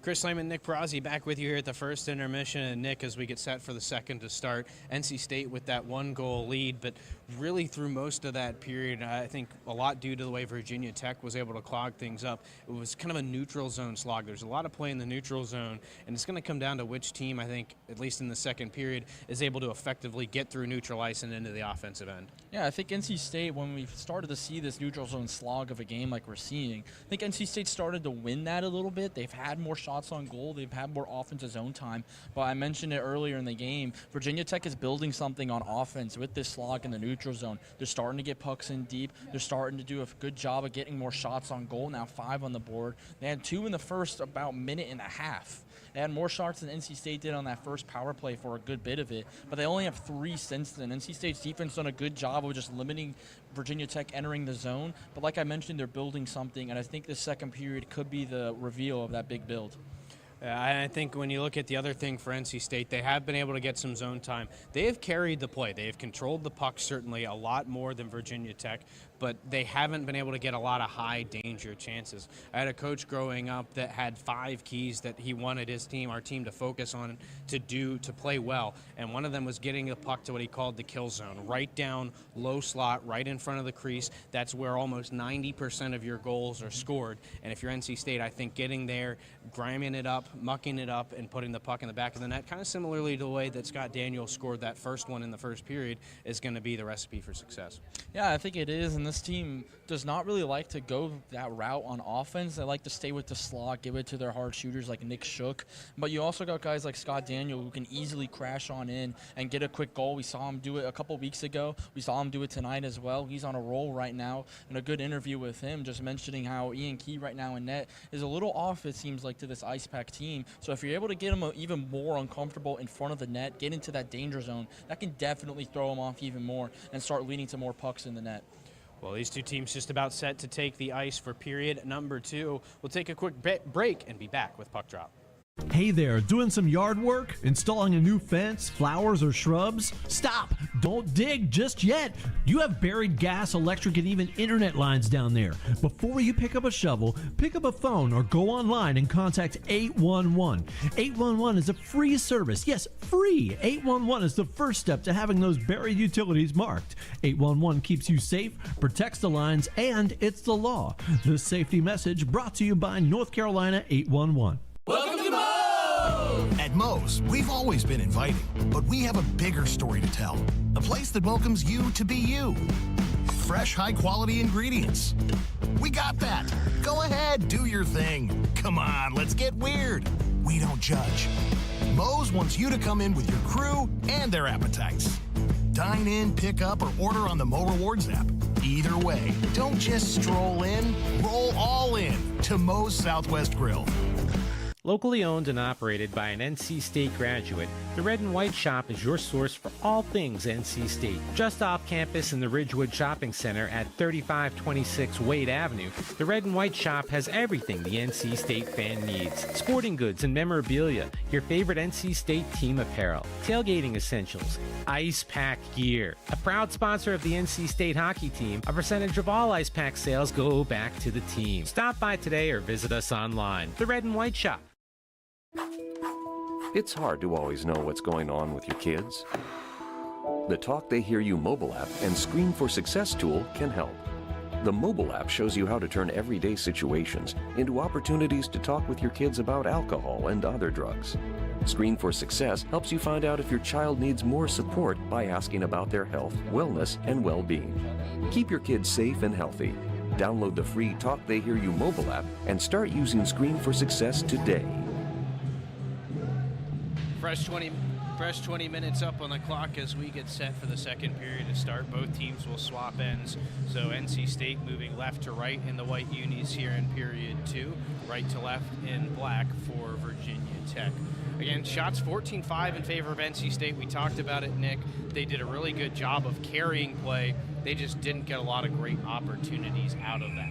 No, they didn't, and Virginia Tech did a good job of forcing bad passes from NC State, staying home, making them work around them and force some not high-quality shots rather than the high-quality chances that NC State has generated this game. Going into the second period, it's the long line change. We've seen a couple icings in this game. We've seen a lot of play with few substitutions, and I think that might come into a great factor coming into this second period. Yeah, that's a really good point, Nick. I think if you're NC State, you look at the way NC State played that first period. They didn't let Virginia Tech pass the red line a whole lot. And if that remains the case here in the second, you're going to end up with a lot of long shifts for the Hokies. They're going to be tired, and it's going to open up some holes, I think, for NC State to exploit. They're going to go to the line of Oliver, McEnany, and Bressingham, the Ice Pack will. Oliver on the draw against Peduzzi of Virginia Tech. The Hokies continuing to win faceoffs to start the second period. NC State, though, will dump it in deep. Key will hold on for a faceoff just 15 seconds in. A good hustle by McEnany, forcing a faceoff in the offensive end. Kind of similar how the first period started, just a quick faceoff on this side of the ice. And 15 seconds in, maybe Virginia Tech will try to do exactly what NC State did beginning the game, get a faceoff on the other end. Hokies win the draw back into the corner. Thrown up the wall, bouncing puck gets out into neutral ice. NC State going to have to check up on the delayed offside. Kellogg throws it up the near wall, able to find Kazai. His centering pass misses the target, you and Andrew. NC State pushes it back to the red line again. Thrown right back in by Tommy Conrad. Awkward bounce off the back wall. Labrizzi has to chase it down. Steps away from pressure, moves it to Thronson, who breaks it out for Bressingham. His pass through the middle, off the skate of Peduzzi. Virginia Tech back in control. Deflected puck will negate icing, and NC State swipe it up the wall. Virginia Tech, good forecheck here. Save made by Lawrence as Bressingham steers it backwards, looking to alleviate some pressure, but Virginia Tech just filling all the gaps right now. Near side, pitchforked in by Fantozzi. They'll fight for it along the wall. Fantozzi comes away with it. They'll force it down low. Now Tommy Conrad slowing things down. Fantozzi throws it right through the blue paint. Nobody there for Tech. And NC State can chip it out, and they're going to need a change. We talked about potential long shifts for Virginia Tech, but right now they're the ones kind of suffocating NC State a bit. Through the neutral zone, walking right through Kevin McAfee. Throws it towards the net, easily handled by Lawrence. Going to be thrown up the wall, but not out. Chipped right back in. The Hokies go back to work. Good hit by Oliver in the corner. He's had a long shift, almost 2 minutes now. He's been out there since the start of the period. Here's Garrett-Arini for the Ice Pack. Elevated clearance, glove down. That's a hand pass, and NC State gets a much-needed stoppage. This is a very different Hokies team, Nick, here to start the second period. They did, and it's that first line for Virginia Tech. Before he went off of the line change, it was a very good shift for Gavin Peduzzi. Had that shot on goal on Lawrence's glove side, and then they made a big hit to keep the puck in play right before he came off the ice. It was a long shift for him, played for about the first minute and a half of the period, but it was a good one, and he's really a big reason why this Virginia Tech offense has generated some mustard here on the offensive end. Herman wins the face-off against Griffin Mudge of Virginia Tech. NC State can advance with it. Robinson in that far circle. Backhands one around the wall, pinching in. Cowan looking to hold the zone, and he will. It's still Cowan. Down low, Herman gets to it, trying to chip it back up. It's deflected out to the middle, and Rainey has it. Thrown towards the goal. Ooh, Key didn't see the rebound, but it's cleaned up by the Virginia Tech defense, and a bouncing puck gets out to the red line. Now Cowan turns it quickly back. NC State trying to tighten the screws here a little bit. Herman bodying up his man, leaves the puck loose for Arini to chip deep. NC State starting to get established in the offensive end a little bit here. Thrown up the wall and out. Cade McConaughey, cross ice for Cowan. A little bit of a blindside hit there from Gelman as the puck is iced by NC State, and the faceoff comes back into the NC State end. Yeah, and this is where that long line change will come to bite you for NC State. And icing, no line change. Going to be very tired bodies out there. Cowan, one of them, the defensive men. You also got Zach Robinson, Arini. So you got that first line out there still for NC State. However, they're a little bit tired, mainly the defensive men. Cowan is going to be one of the key tired bodies, as well as Cade McConaughey. A big face-off here for the Ice Pack if they want to get any relief. Oh, and Herman wins another face-off for the Pack. It'll be pinned in that far corner, sent around the wall. Virginia Tech able to hold the zone. McConaughey with the pressure, knocks his man off the puck. Herman again, absorbs a hit and shovels it around the wall. Good pressure here from Virginia Tech, though. Centering pass through skates. Nobody able to get a touch to it. Here goes NC State again. Robinson, bank pass intended for Arini's picked off. He'll try again, sending it to the near side this time, where it can be taken by Trevor Kellogg of the Hokies. D to D, now chipped up the wall to be steered along by Salvato. Thrown in from the high slot. Getting to it there, Gelman. Sent up the boards. It'll be held in at the blue line by Tommy Conrad. But NC State, this is a completely different period as the two teams have flipped roles here. Big save from Lawrence. Rebound out in the slot. Doesn't get back to the net. Herman finds it in the far corner. He'll throw it off the wall. Robinson chips it up, hit the linesman with it, so he'll go again. Left for Herman with a little bit of speed forward. He'll float it back behind the net and chase after it. Conrad first there for Virginia Tech. Chops it back around to the other side where Veneri can look to clear. He gets some help there from Kellogg, and the Hokies get it out to neutral ice. Jack Strong will reverse it for NC State. Looking for Kaufman. Pass was a little long. Conrad back in control. He'll miss Veneri with the pass, though. This will make its way all the way around the wall and down for icing. And NC State gets another offensive zone face-up. But this game is starting to suit the Hokies a little bit more, it feels like, Nick. It's slower, and it's staying to the perimeter. It's really kind of become that game that I think the Hokies want to play. Yeah, and I keep mentioning the kitchen sink. Virginia Tech went into their bag in that first intermission, and they brought the physicality. They also brought the offense with them. NC State controls off the draw. Backhand try there from Nick Shook is shouldered down by Ian Key. Hokies will lift it up and out as Conrad trying to alleviate the pressure a little bit. NC State retreats into their own end. That will allow a couple of changes there from Virginia Tech, but there are still 2 or 3 tired pairs of legs out there. Now Williams trying to step around his man, pickpocketed nicely by Trevor Kellogg, who has speed. He'll send it deep as now Virginia Tech gets a wholesale change. Stretch pass, NC State trying to take advantage. James unable to connect with Shook. Hokies turn it back the other way before it's knocked loose at the blue line. Kaufman again. He'll take the shot. Hits a man with that shot. It was Barrett Lunder. And a puck loose behind the goal. 4-man battle for it. Kaufman and Shook in there for NC State. It's Nick Shook coming away with it. He'll send it up the wall for Thronson to take the one-timer. And a save made by Key. He'll direct it into the corner. A little over 5 minutes gone in this second period.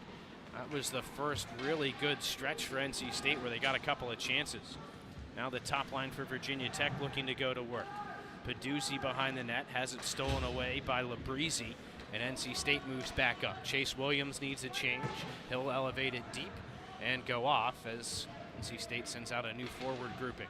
Stretch pass for the Hokies all the way down. Lawrence touched it, and so no icing. Play will carry on. Scott Daniel looking to break it out for Brenner. It's knocked right back to him. Now Brenner comes away with the loose puck. He'll be knocked to the floor. But Virginia Tech, again, particularly at their own blue line right now, look really good. Yeah, they really do. An icing coming up on Virginia Tech, though. So some tired bodies. We got the line change because it's such a long line change this period. But NC State really hasn't been able to dominate any offensive zone time right now. It's really just been dominated by Virginia Tech. They're doing a really good job of getting pucks deep. They're doing a good job of getting those high-quality chances that we did not see them get in that first period. They made a lot of great adjustments this period, as well as Ian Key, that man right there in goal. He's done a good job rebounding from that first goal. Emery Oliver on the faceoff for NC State. Going to lose it to Gavin Peduzzi, and now Virginia Tech breaks it out. Skated forward here by Ewan Andrew. Gains the blue line, throws it towards the goal, steered away by Addison Lawrence. NC State will come up with it behind the goal. Emery Oliver, rink wide for Bressingham. He'll flip it back cross ice and into the far corner where McEnany can go in on the forecheck. Kevin McAfee of Virginia Tech, though, will slide it simply down the ice. And now a penalty on NC State as it's touched by Cowan. And it'll be the first man advantage for the Hokies. And the guilty party for NC State. Still waiting to see who it is. That's Bressingham down in the penalty box. Interference on the ice pack here. First power play of the game for Virginia Tech, and they have all momentum right now in this game, and that power play just cemented it. This is a prime opportunity for Virginia Tech. Get Addison Lawrence stand up to the tough, tall task. Look for Peduzzi, number 12 out there, as well as Cameron Kazai, number 41. They're going to be those two big guys, like we mentioned a lot, as well as number 1 Doodle. Those guys are all those big points getters. Expect them to get the puck a lot this power play. They win that ever-important draw to start the power play. Block shot there by Aiden Brenner. He's got the opportunity to send it the length of the ice and kill some time. And a good start for the penalty kill for NC State. Aiden Brenner able to do a good job getting to that puck, making a good play. And Virginia Tech's going to come quickly back into the offensive end. Lanigan loses an edge for Virginia Tech, bringing it in. Has some help there from Gelman, shielding off Brenner. Cross ice pass, able to find a teammate there in Lanigan. His shot sticked away. Brenner will pick up the rebound. He's got space to skate it out. He's going to send it all the way deep and go after it as NC State makes some changes to the penalty kill. And great play by Brenner. It was in on goal, and he forces a stoppage to get a full change for NC State and an offensive zone draw. That was a very fantastic shift for Aiden Brenner. Not only getting the line change big for the ice pack, but as well as the 2 plays that he made right at the point. The first clearance down the ice, able to get it on his stick and make the play down there. And then how about him just taking the puck as deep as he can, just throwing it in deep. Took a lucky bounce for him, and his hustle is the reason why State's got an offensive zone draw here with 1:11 left on the pill. Oliver wins the face-off. Deflected shot right in on Key. And before he can get rid of it, they'll blow the whistle for another face-off. Nifty little chance there for the ice pack. Oliver, after winning the draw, went straight to the net, and Labrizzi threw it pretty much right at his stick there. Yeah, I haven't said Nick Labrizzi's name a lot. He's usually the captain of the offense when he's out there on special teams. Just throws it on net, catches Virginia Tech off guard. Really good chance there by Emery Oliver. Rink-wide pass finds Cameron Kazai, who looks back to the middle as he gains the blue line. NC State steals and clears a little over halfway through the power play now. 12-12 left in this second period. Still 1-0 NC State. Here's Andrew. Chips it around Labrizzi, knocks him down as he enters the zone. And Virginia Tech looking to go back to work on the power play. Backhanded up the wall. Can be taken there by McAfee. He'll chip it deep. And now it's Don Fantozzi. Banked up the wall, Peduzzi. Quickly across for McAfee. He'll slide it down low. Behind the net, it's Ewan Andrew. The far circle, shot blocked. Andrew has it again. One-timer for Peduzzi. Lawrence never saw it, and it missed the net. NC State catches a break, but They're going to take another penalty here. It'll be 9 seconds of 5-on-3 hockey, but after that, it'll be back to the 5-on-4 power play for Virginia Tech. This is not a good sequence for NC State. No, it's not. They started the penalty kill so well, and it's going to be Nick Labrisi going to the box for the tripping. They're already out without Cade Cox, Ricky Frosch. Now you lose arguably your third best defender on the ice in Labrisi. And things are quickly going south for the Ice Pack. They've done a good job on this penalty kill, though. Virginia Tech has a lot of opportunities. They absolutely need to take advantage of this right here, though. Important face-off for NC State to win, but it's Virginia Tech in control. Top of the far circle, Fantozzi. Shot glove save made by Lawrence, unable to hold on. Play will carry on. Pressing him back on the ice. It's 5-on-4. They score! Quick chance there. Evan Dutil just sneaks it past Addison Lawrence. This is a really good goal by Dutil. He's going to get the cross-ice pass. I believe that was Perduzzi. Excuse me, that's Rocco Salvato, the captain of this Virginia Tech team. Finds him across the ice, and Dutil able to finish it off right in front. And that just goes to show you that penalty going down 5-on-3. It's kind of like that first power play NC State had where they scored after the power play ended. It's going to be 5-on-5 because it happened after Bressingham came out of the box. But NC State just had 3 bodies in front and a big hit. Well, that was one of the guys that head coach Jolie Mullen told us to keep an eye on, and Daniel Gelman. And Virginia Tech's not happy with the call. I'd like to see another look at it. It seemed like a pretty clean hit behind the net, and the official who makes the call is out at center. So you can understand why Virginia Tech is not happy. They're going to call an elbow here. And I think if you're going to make a call there, an elbow is the one to make. When we spoke to head coach Joey Mullen pregame, he mentioned that Daniel Gelman, who, by the way, is from Lugano, Switzerland, he's a grown man. He is built. He is definitely not like other people on the ice. But a 2-minute power play for NC State right as Virginia Tech had all momentum going with them the first 9 minutes of this period. Now have to go back down on the penalty kill, their third of the game. It's going to be 2 minutes with 11:09 here in the second period.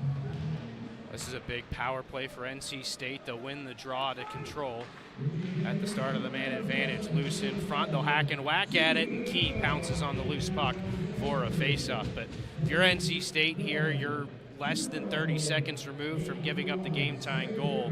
This is a really important man advantage after they struggled on the power play in the first period to get some momentum back and potentially regain that lead. Another win for Herman. They're going to do it over. I'm not sure what was awry on that face-off, but they'll drop it again. This time Virginia Tech's Peduzzi wins it. The clearance is soft and held in by Labrisi. NC State back to work on the man advantage. Herman back up to Nick Labrisi, who will walk the blue line. Slid across for Shook. Cross ice looking for Herman. That pass disrupted. He'll chase it down in the corner. Arini back up for Herman under pressure from Peduzzi. They'll scrum along the wall. Good hustle by the Hokies, penalty kill. And Peduzzi sends it all the way down the ice to kill some time. And he gets some help from Cameron Kazai, who out-hustles NC State and now draws another penalty on Labrisi. And NC State just has not been able to figure it out on the man advantage. I'm not a big fan of that call. I thought Kazai was going hard and just lost his balance. Labrisi is furious on that call. He can't believe it. I'm not a big fan of that one, and we're going to go to 4-on-4. The special teams have definitely come into a big factor tonight. Labrisi letting the ref hear it on the sideline right now, in the penalty box. He is furious about that call, and it was a really good play, though, by Kazai, and it never happens if Shook realizes it and goes hard. He is screaming at the refs in that box right now. Can hear him all the way up here, just furious with the call. And a big chance for Virginia Tech. I think you're right on the money there, too. If NC State pays attention and doesn't kind of take a second there and glide with it, then Kazai's not in the position to draw it. 4-on-4, though, I think is going to suit NC State. Some more space to work. Robinson looking to the middle. Another penalty coming up, and there's going to be all kinds of space. Another tripping penalty. Oh, they're going to call a cross-check on, it looks like, Kevin McAfee. This game just quickly got very ugly with the penalties. And right after Labrisi took a penalty and was furious about it, Kevin McAfee will get it. He'll throw his stick on the ground in the box. And good good chance for NC State, 4-on-3 hockey, and it's going to be for a good little bit, a minute until Virginia Tech gets Gelman right back out of the box. So a prime opportunity for the Ice Pack. They're going to go with that line of Franson, Robinson, and Arini, as well as Herman at center. So 4-on-3 for a minute, then it'll go back to 4-on-4 for about half a minute, a little bit longer. Shot from Robinson. That one's snagged by the glove of Ian Key, and we'll get another face-off. But, you know, looking over the score sheet here, that is the 4th penalty called in a span of a minute and 14 seconds of game time. So a little bit sloppy for both of these teams here. We'll see if they settle it down as we move along. Thronson at the blue line. NC State working 4-on-3. Robinson cross ice. Beautiful pass off the pipe. Another try right back into the crest of the uniform of Ian Key. 2 golden opportunities for NC State. They'll go back to it. Robinson cross to Herman. He'll load it up, looking for Arini on the near post, and it's deflected wide.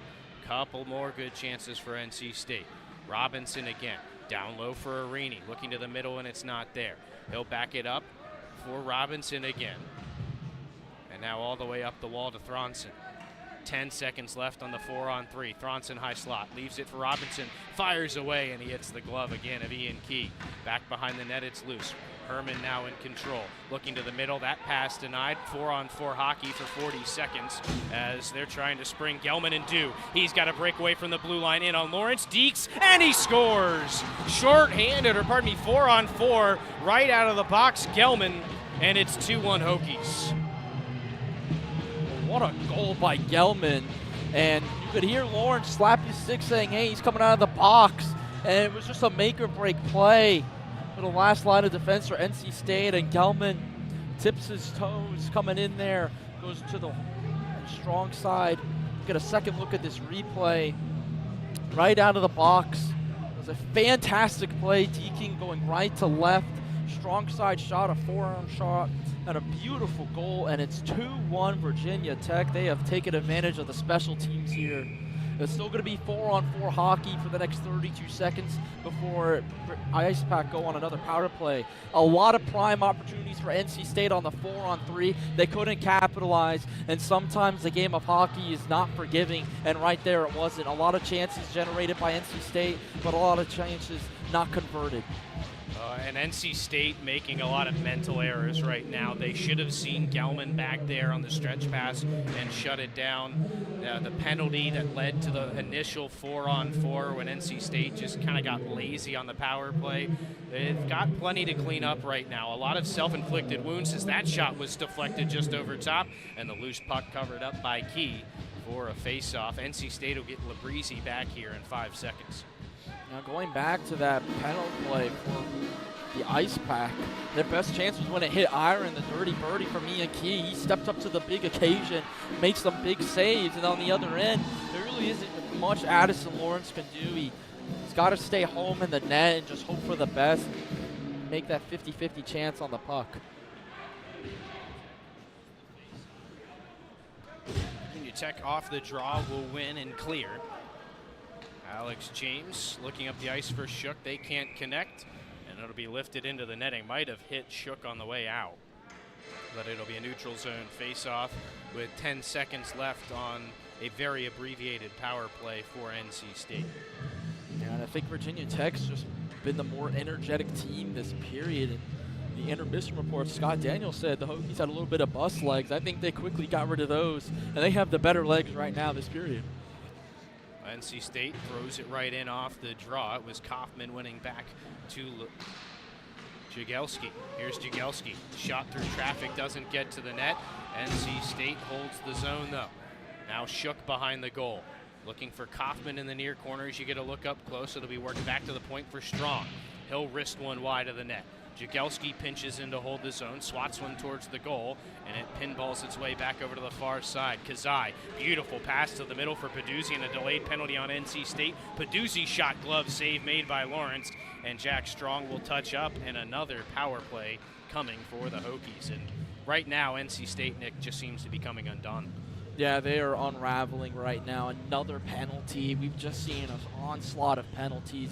I think this is going to be a hooking call on NC State. It's going to be Luke Jagelski, another defenseman that you lose there for NC State. Luckily on the third line, he's not on the power play line.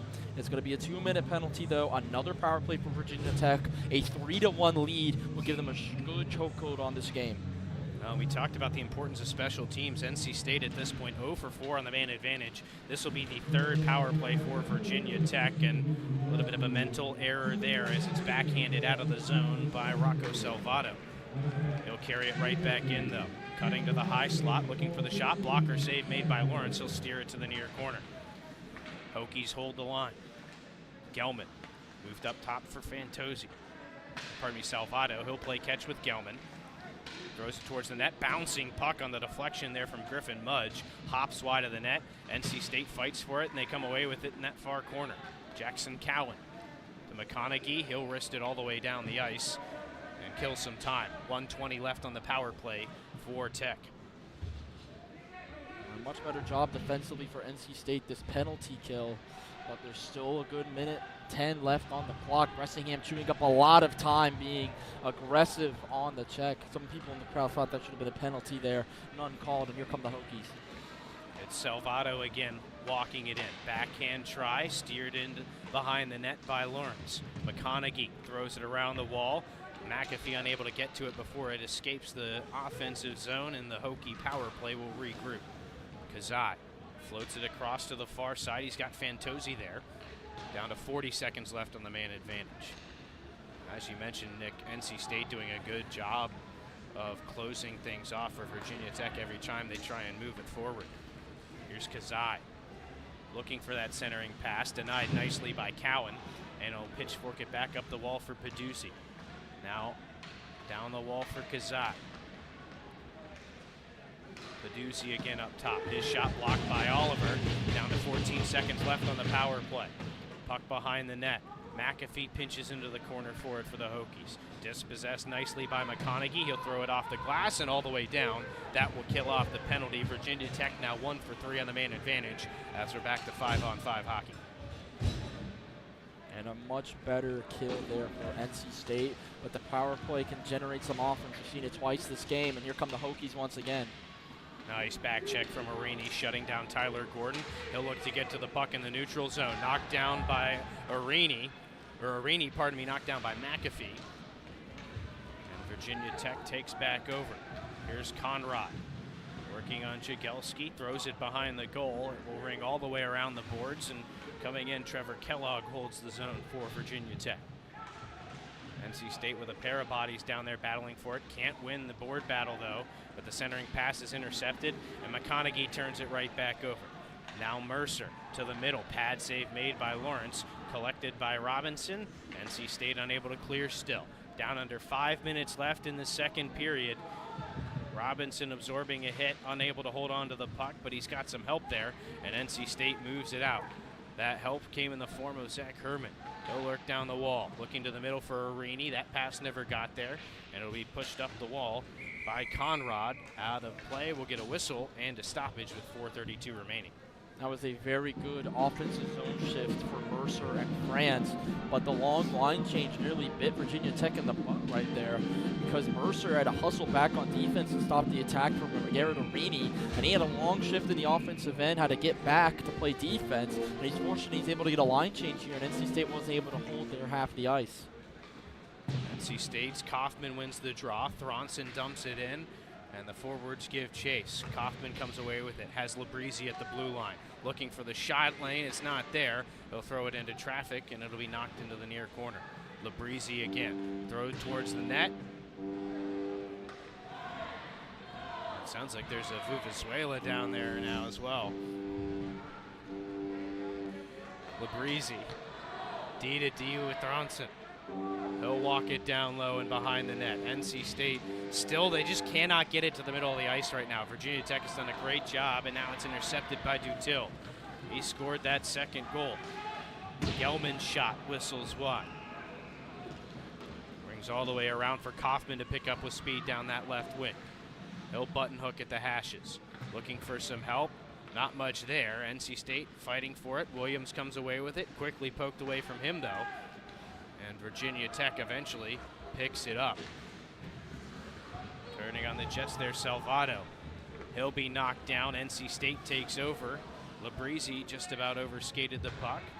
He's able to get it back and find Nick Shook at the Virginia Tech blue line. He'll step into one, and an easy save for Key, and an offensive zone draw here for NC State. This period has specifically reminded me of the two previous UNC games NC State's played this year.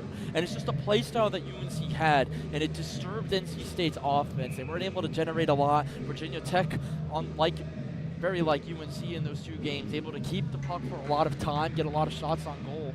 And I feel like NC State, just like those two UNC games, is going to have to generate a lot of their offense on the odd man rushes and go for some big breakaways.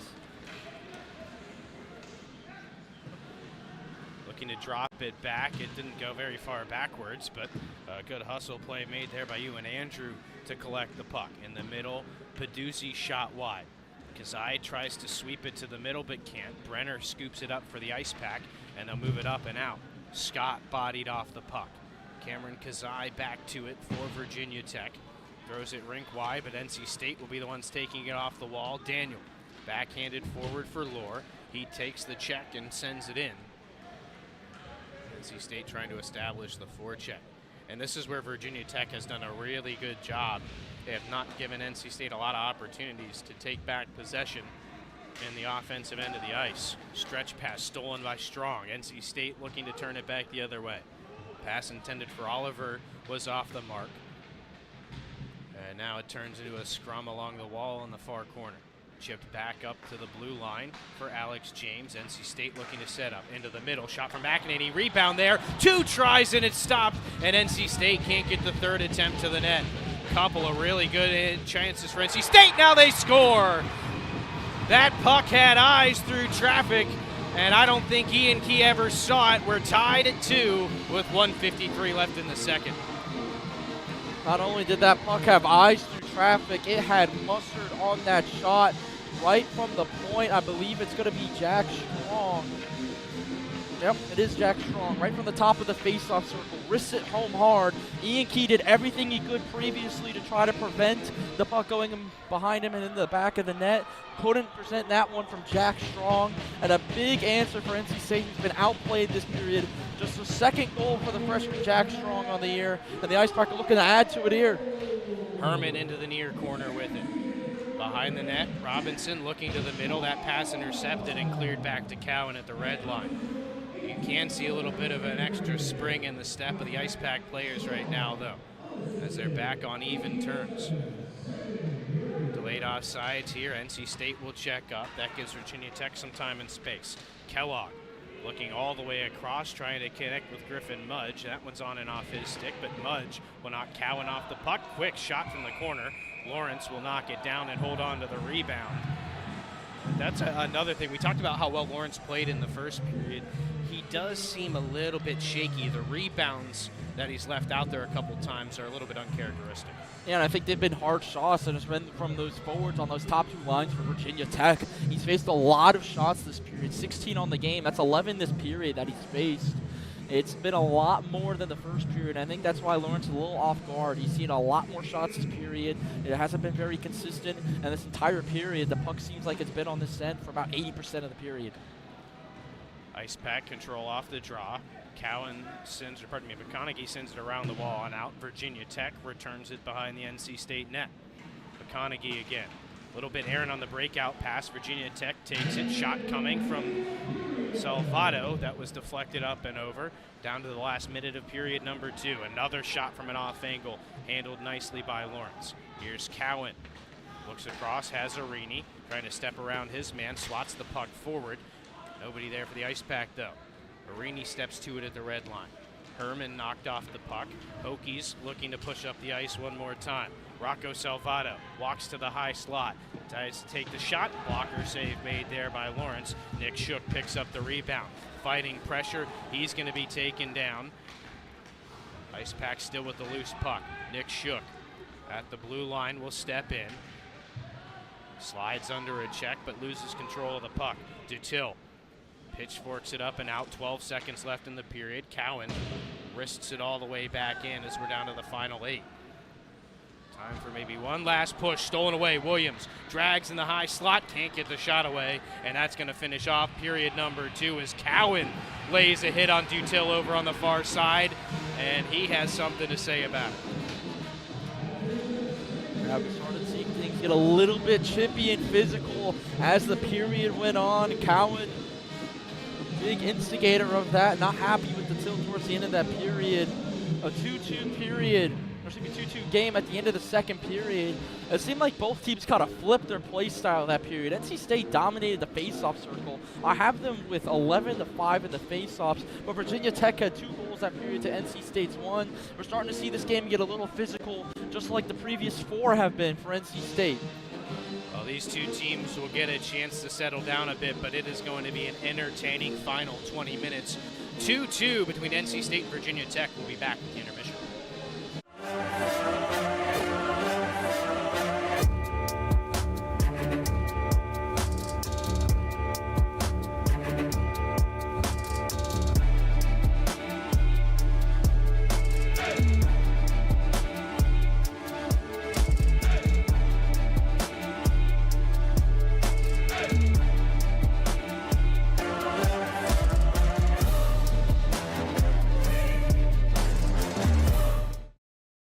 Locally owned and operated by an NC State graduate, the Red and White Shop is your source for all things NC State. Just off campus in the Ridgewood Shopping Center at 3526 Wade Avenue, the Red and White Shop has everything the NC State fan needs. Sporting goods and memorabilia, your favorite NC State team apparel, tailgating essentials, ice pack gear. A proud sponsor of the NC State hockey team, a percentage of all ice pack sales go back to the team. Stop by today or visit us online. The Red and White Shop. Welcome to Moe's! At Moe's, we've always been inviting, but we have a bigger story to tell.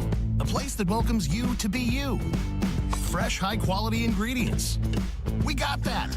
Go ahead, do your thing. Come on, let's get weird. We don't judge. Moe's wants you to come in with your crew and their appetites. Dine in, pick up, or order on the Mo Rewards app. Either way, don't just stroll in, roll all in to Moe's Southwest Grill. Hey there, doing some yard work? Installing a new fence, flowers, or shrubs? Stop! Don't dig just yet! You have buried gas, electric, and even internet lines down there. Before you pick up a shovel, pick up a phone or go online and contact 811. 811 is a free service. Yes, free! 811 is the first step to having those buried utilities marked. 811 keeps you safe, protects the lines, and it's the law. This safety message brought to you by North Carolina 811. When you look at me, you might see a person with Parkinson's disease. But if you look closer, you'll see a warrior mom, an endurance athlete, someone with a lot of fight. Every 9 minutes, someone is diagnosed with Parkinson's disease. And every one of them can turn to the American Parkinson Disease Association. Look closer. My spirit is unshakable. Visit apdaparkinson.org to learn more and show your support today. From the top of D.H. Hill Library. Don Diablo. Oh yeah, this is actually like in my studio. WKNC HD3 Raleigh. Hey, what's up and what's going on, folks? It's Kid Kinetic, your boy up here at the top of the hour. And guess what I got? A treat that's too sweet to beat. This is Wolf Bites Radio. Oh, that's really sweet.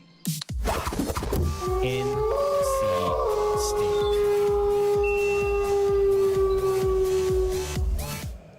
Well, as expected, after 40 minutes, we've got ourselves a hockey game here at Invisalign Arena. 2-2 between NC State and Virginia Tech. Chris Lehman, Nick Prozzi with you here at the second intermission. And Nick, it didn't look great for NC State for a good portion of that second period, but that goal late, that shot through traffic from Jack Strong, really changed things around. Yeah, it definitely did. It turned the tide of this game. Virginia Tech, with all the power plays they got, the opportunities they got, the goal from Gelman when NC State kind of had a mental lapse, the go-ahead goal that Dutil had for Virginia Tech, or excuse me, that was the first goal he had. Gelman with the go-ahead goal. It seemed like all momentum was with the Hokies. They kept getting the penalties. They kept going on the power play.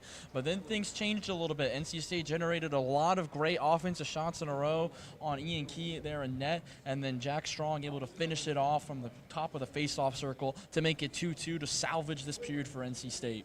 Yeah, I think that's going to be big going into the third for the Ice Pack, is to carry that momentum. After that goal, they really seemed to step it up to another level. That energy kicked up a little bit, and you could see a couple of more good chances. And they had a couple of opportunities really to even take the lead there late. So I think it's going to be really important for them to carry that momentum into period number 3. The other thing I want to keep an eye on is the way Addison Lawrence looks in the third. We talked about how great he looked when he didn't see too many shots, and they had a lot of kind of breaks between those shots. He did a great job in the first period. I felt like his rebound control wasn't quite where it usually is, though, in that second period. So I think a little bit of a cleanup there for him wouldn't be a bad thing either. I think it is, but I think a big part of it, though, is Virginia Tech shot a lot of shots on goal that period. They were just letting them shoot at will towards the end of that period, especially just backhanding one through some traffic. And sometimes when you don't see the puck, it's hard to control the rebound because you're more focused on just keeping it in front of you. And I think that might be the reason why Lawrence has had a little bit of the rebound control issues. Virginia Tech's done a good job of generating traffic in front. Going into this third period, I think NC State's going to have to try to eliminate some of that traffic. And the other thing I think that'll make this third period interesting is the way that the second period ended. Not just the goal for NC State, but it got physical. Both teams have been laying the body a good amount here in this game, but Cowan right at the buzzer put a hit on Dutil over on the far side. Nothing wrong in terms of the rule book there. It was a clean hit. It was still while play was going on, but it's one of those hits that the other team's going to look at and say, Virginia Tech's going to go, hey, there's 2 seconds left. The puck's not in a dangerous area. We don't want to see that. It's going to kick up some emotion, I think, to start this third period, and keeping that in check is also going to play a role because either team on the power play could be dangerous. Yeah, it seems like that first period, that first intermission, something lit a fire underneath that Virginia Tech team, especially their offense. And now this period might light a fire underneath their physicality. NC State's been the more physical team tonight. Virginia Tech's been the more speedy team, I think, as well, especially that second period. But going into this third period, the last couple games for NC State, really their last 4, have been a lot of penalties, a lot of chippiness. Going into this period, we've seen how special teams has been so special tonight in terms of goal scoring. You do not want to go down on the penalty kill, 5-on-4, 5-on-3, 4-on-3, whatever it is. You do not want to be the team that has the odd man out, or else it's going to come back to bite you in a big way and potentially cost you this game. Well, still 20 minutes to decide it. We're going to step aside here for a moment. We'll be back here at the second intermission. NC State with a 2-2 draw right now with Virginia Tech. Welcome to Moe's! At Moe's, we've always been inviting, but we have a bigger story to tell. A place that welcomes you to be you. Fresh, high-quality ingredients. We got that. Go ahead, do your thing. Come on, let's get weird. We don't judge. Moe's wants you to come in with your crew and their appetites. Dine in, pick up, or order on the Mo Rewards app. Either way, don't just stroll in, roll all in to Moe's Southwest Grill. Life is for learning, from baby steps to big ideas. We plan, try, fail, and do better next time. Each day is a new experiment, a fresh chance to seek answers, connection, purpose. The mind is not a vessel to be filled. It's rocket fuel. And when you start at NC State University, you can't be stopped. NC State. Think and do. Hey there, doing some yard work? Installing a new fence, flowers, or shrubs? Stop! Don't dig just yet! You have buried gas, electric, and even internet lines down there. Before you pick up a shovel, pick up a phone or go online and contact 811. 811 is a free service. Yes, free! 811 is the first step to having those buried utilities marked. 811 keeps you safe, protects the lines, and it's the law. This safety message brought to you by North Carolina 811. Locally owned and operated by an NC State graduate, the Red and White Shop is your source for all things NC State. Just off campus in the Ridgewood Shopping Center at 3526 Wade Avenue, the Red and White Shop has everything the NC State fan needs. Sporting goods and memorabilia, your favorite NC State team apparel, tailgating essentials, ice pack gear. A proud sponsor of the NC State hockey team, a percentage of all ice pack sales go back to the team. Stop by today or visit us online. The Red and White Shop. Locally owned and operated by an NC State graduate, the Red and White Shop is your source for all things NC State. Just off campus in the Ridgewood Shopping Center at 3526 Wade Avenue, the Red and White Shop has everything the NC State fan needs. Sporting goods and memorabilia, your favorite NC State team apparel, tailgating essentials, ice pack gear. A proud sponsor of the NC State hockey team, a percentage of all ice pack sales go back to the team. Stop by today or visit us online. The Red and White Shop. Welcome to Moe's! At Moe's, we've always been inviting, but we have a bigger story to tell. A place that welcomes you to be you. Fresh, high-quality ingredients. We got that. Go ahead, do your thing. Come on, let's get weird. We don't judge. Moe's wants you to come in with your crew and their appetites. Dine in, pick up, or order on the Mo Rewards app. Either way, don't just stroll in, roll all in to Moe's Southwest Grill. Back here in Invisalign Arena with Coach Alex Risotto. Coach, it was not the best period for the ice pack in the second. Going into the third, what are some adjustments you guys need to make? I think we got to go back to our game and be a lot more disciplined, right? We were in the box a lot that period. Especially in the second period, you really can't do that because it's really hard to get a change there. So, one of the biggest adjustments we got to make is just be more disciplined. Rivalry games like this, the emotion sometimes takes over, but we got to be better than that. Chris mentioned on the broadcast a little bit of rebound control from Addison Lawrence. Is that attributed to a lot of shots with traffic, or is that just something that Virginia Tech's done to get under Lawrence's skin? I don't know. Maybe you guys saw something I didn't, but I thought Addie was on fire. So, no, I didn't see that at all. So. And then going into this third period, we've seen a little bit of chippiness. You mentioned the emotions. We saw a lot of penalties in that second period. What are some things you want to look for to get underneath Virginia Tech's skin and try to match them? I think for us, one of the biggest things is, our lines are a lot deeper than theirs. So we got to stay out of the box. And, I think for us, if he wants to play 5-on-5, that's great to me because we want to do the same thing. So I think if we're playing 5-on-5, we dominate them, and, we'll come out of here a winner. Well, the big emphasis going into this third period will be stay out of the box. When we come back, me and Chris will preview the third period and how each team needs to stay out of the box even more. We talk forever about the future. Worry about it, or wish it closer. We try to glimpse the places we'll go, from ocean depths to the far side of the moon. At NC State University, the future is a thing you make. With bright ideas, new tools, and a wolf pack behind you. Tell us where you're headed. We'll help you get there. NC State. Think and do. From the top of D.H. Hill Library. Don Diablo. Oh yeah, this is actually in my studio. WKNC HD3 Raleigh. Hey, what's up and what's going on, folks? This is Kid Kinetic, your boy, up here at the top of the hour. And guess what I got? A treat that's too sweet to beat. This is Wolf Bites Radio. Oh, that's really sweet. NC State. Locally owned and operated by an NC State graduate, the Red and White Shop is your source for all things NC State. Just off campus in the Ridgewood Shopping Center at 3526 Wade Avenue, the Red and White Shop has everything the NC State fan needs. Sporting goods and memorabilia, your favorite NC State team apparel, tailgating essentials, ice pack gear. A proud sponsor of the NC State hockey team, a percentage of all ice pack sales go back to the team. Stop by today or visit us online. The Red and White Shop. I'm with 2018 lacrosse national champion Christian Gaudy for the FDA's Don't Get Burned Sunscreen Challenge.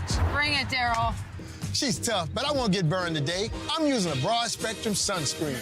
The FDA recommends broad spectrum sunscreens with an SPF of 15 or higher with other sun protection measures to reduce the risk of sunburn and skin cancer. You smoked me, Kristen. That's because I use sunscreen, so I wouldn't get burned by you and the sun. Broad spectrum sunscreen. It's a winning play every time. Chris Lehman, Nick Perazzi back with you here at the second intermission. NC State and Virginia Tech deadlocked at 2 apiece as we get set for the third period to start here in about 5 minutes. Nick, let's take a look now at what we kind of expect to see out of this third period. You just finished talking with one of the assistant coaches and Alex Rossetto about some of that, and he echoed something that I think is going to be important, and that's the 5-on-5 play. I think for NC State, even on the power play, they haven't been able to generate a whole lot of momentum. Where they have looked strongest has been at even strength. Yeah, it definitely has been, and even when they've been on the power play, sometimes they haven't even looked that strong. But when they've had the man advantage, when they played 5-on-5, though, they have definitely played as the better team. That started that second period, I think Virginia Tech played a lot better, but overall, 5-on-5, NC State has the only non-power play-induced goal of the game coming from Jack Strong to end the period. So when you look at it that way, it seems like NC State is the much better team on 5-on-5. So in the third period, we saw Cowan make that hit, get a little chippy after the play. I think right now Tim Healy in that locker room, as well as Joey Mullen downstairs in the Virginia Tech locker room, are preaching about not taking bad penalties. Do not take one. If you go down 5-on-4, it seems like the puck's going to end in the back of the net. Yeah, it's going to be a very interesting third period for both of these teams. We're about 4 minutes away now from the start of period number 3, and I think if you're NC State here, the thing that's going to be interesting to see is how this period starts. I was able to talk just briefly with Jackson Cowan about that altercation that happened at the end of the period, and it sounds like NC State is going to be up to start period number 3. So potentially a man advantage situation, that's going to be really important as well. That definitely is, and I think if you're NC State right now, you have to turn the new page on into this period. You have to say, hey, that second period happened, it's gone. Let's go to the third period. It's a 0-0 game basically, so let's win the period and win the game. I think that's going to be the big message going into this period. Well, NC State was able to even it up on a goal by Jack Strong late. They've got the momentum as we head to the final 20 minutes here at Invisalign Arena. Locally owned and operated by an NC State graduate, the Red and White Shop is your source for all things NC State. Just off campus in the Ridgewood Shopping Center at 3526 Wade Avenue, the Red and White Shop has everything the NC State fan needs. Sporting goods and memorabilia, your favorite NC State team apparel, tailgating essentials, ice pack gear. A proud sponsor of the NC State hockey team, a percentage of all ice pack sales go back to the team. Stop by today or visit us online. The Red and White Shop. From the top of D.H. Hill Library. Don Diablo. Oh yeah, this is actually like in my studio. WKNC HD3 Raleigh. Hey, what's up and what's going on, folks? It's Kid Kinetic, your boy, up here at the top of the hour. And guess what I got? A treat that's too sweet to beat. This is Wolf Bites Radio. Oh, that's really sweet. NC State.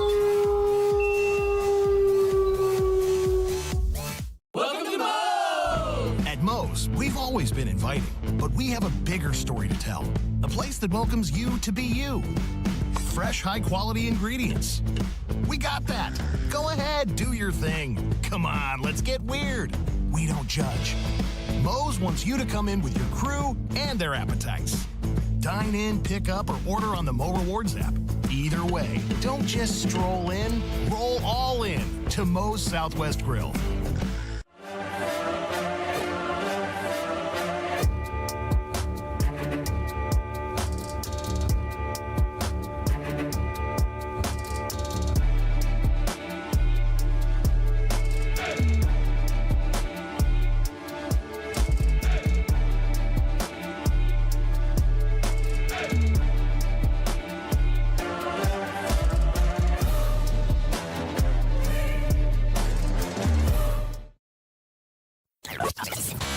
From the top of D.H. Hill Library. Don Diablo. Oh yeah, this is actually like in my studio. WKNC HD3 Raleigh. Hey, what's up and what's going on, folks? It's Kid Kinetic, your boy, up here at the top of the hour. And guess what I got? A treat that's too sweet to beat. This is Wolf Bites Radio.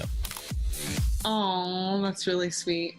NC State.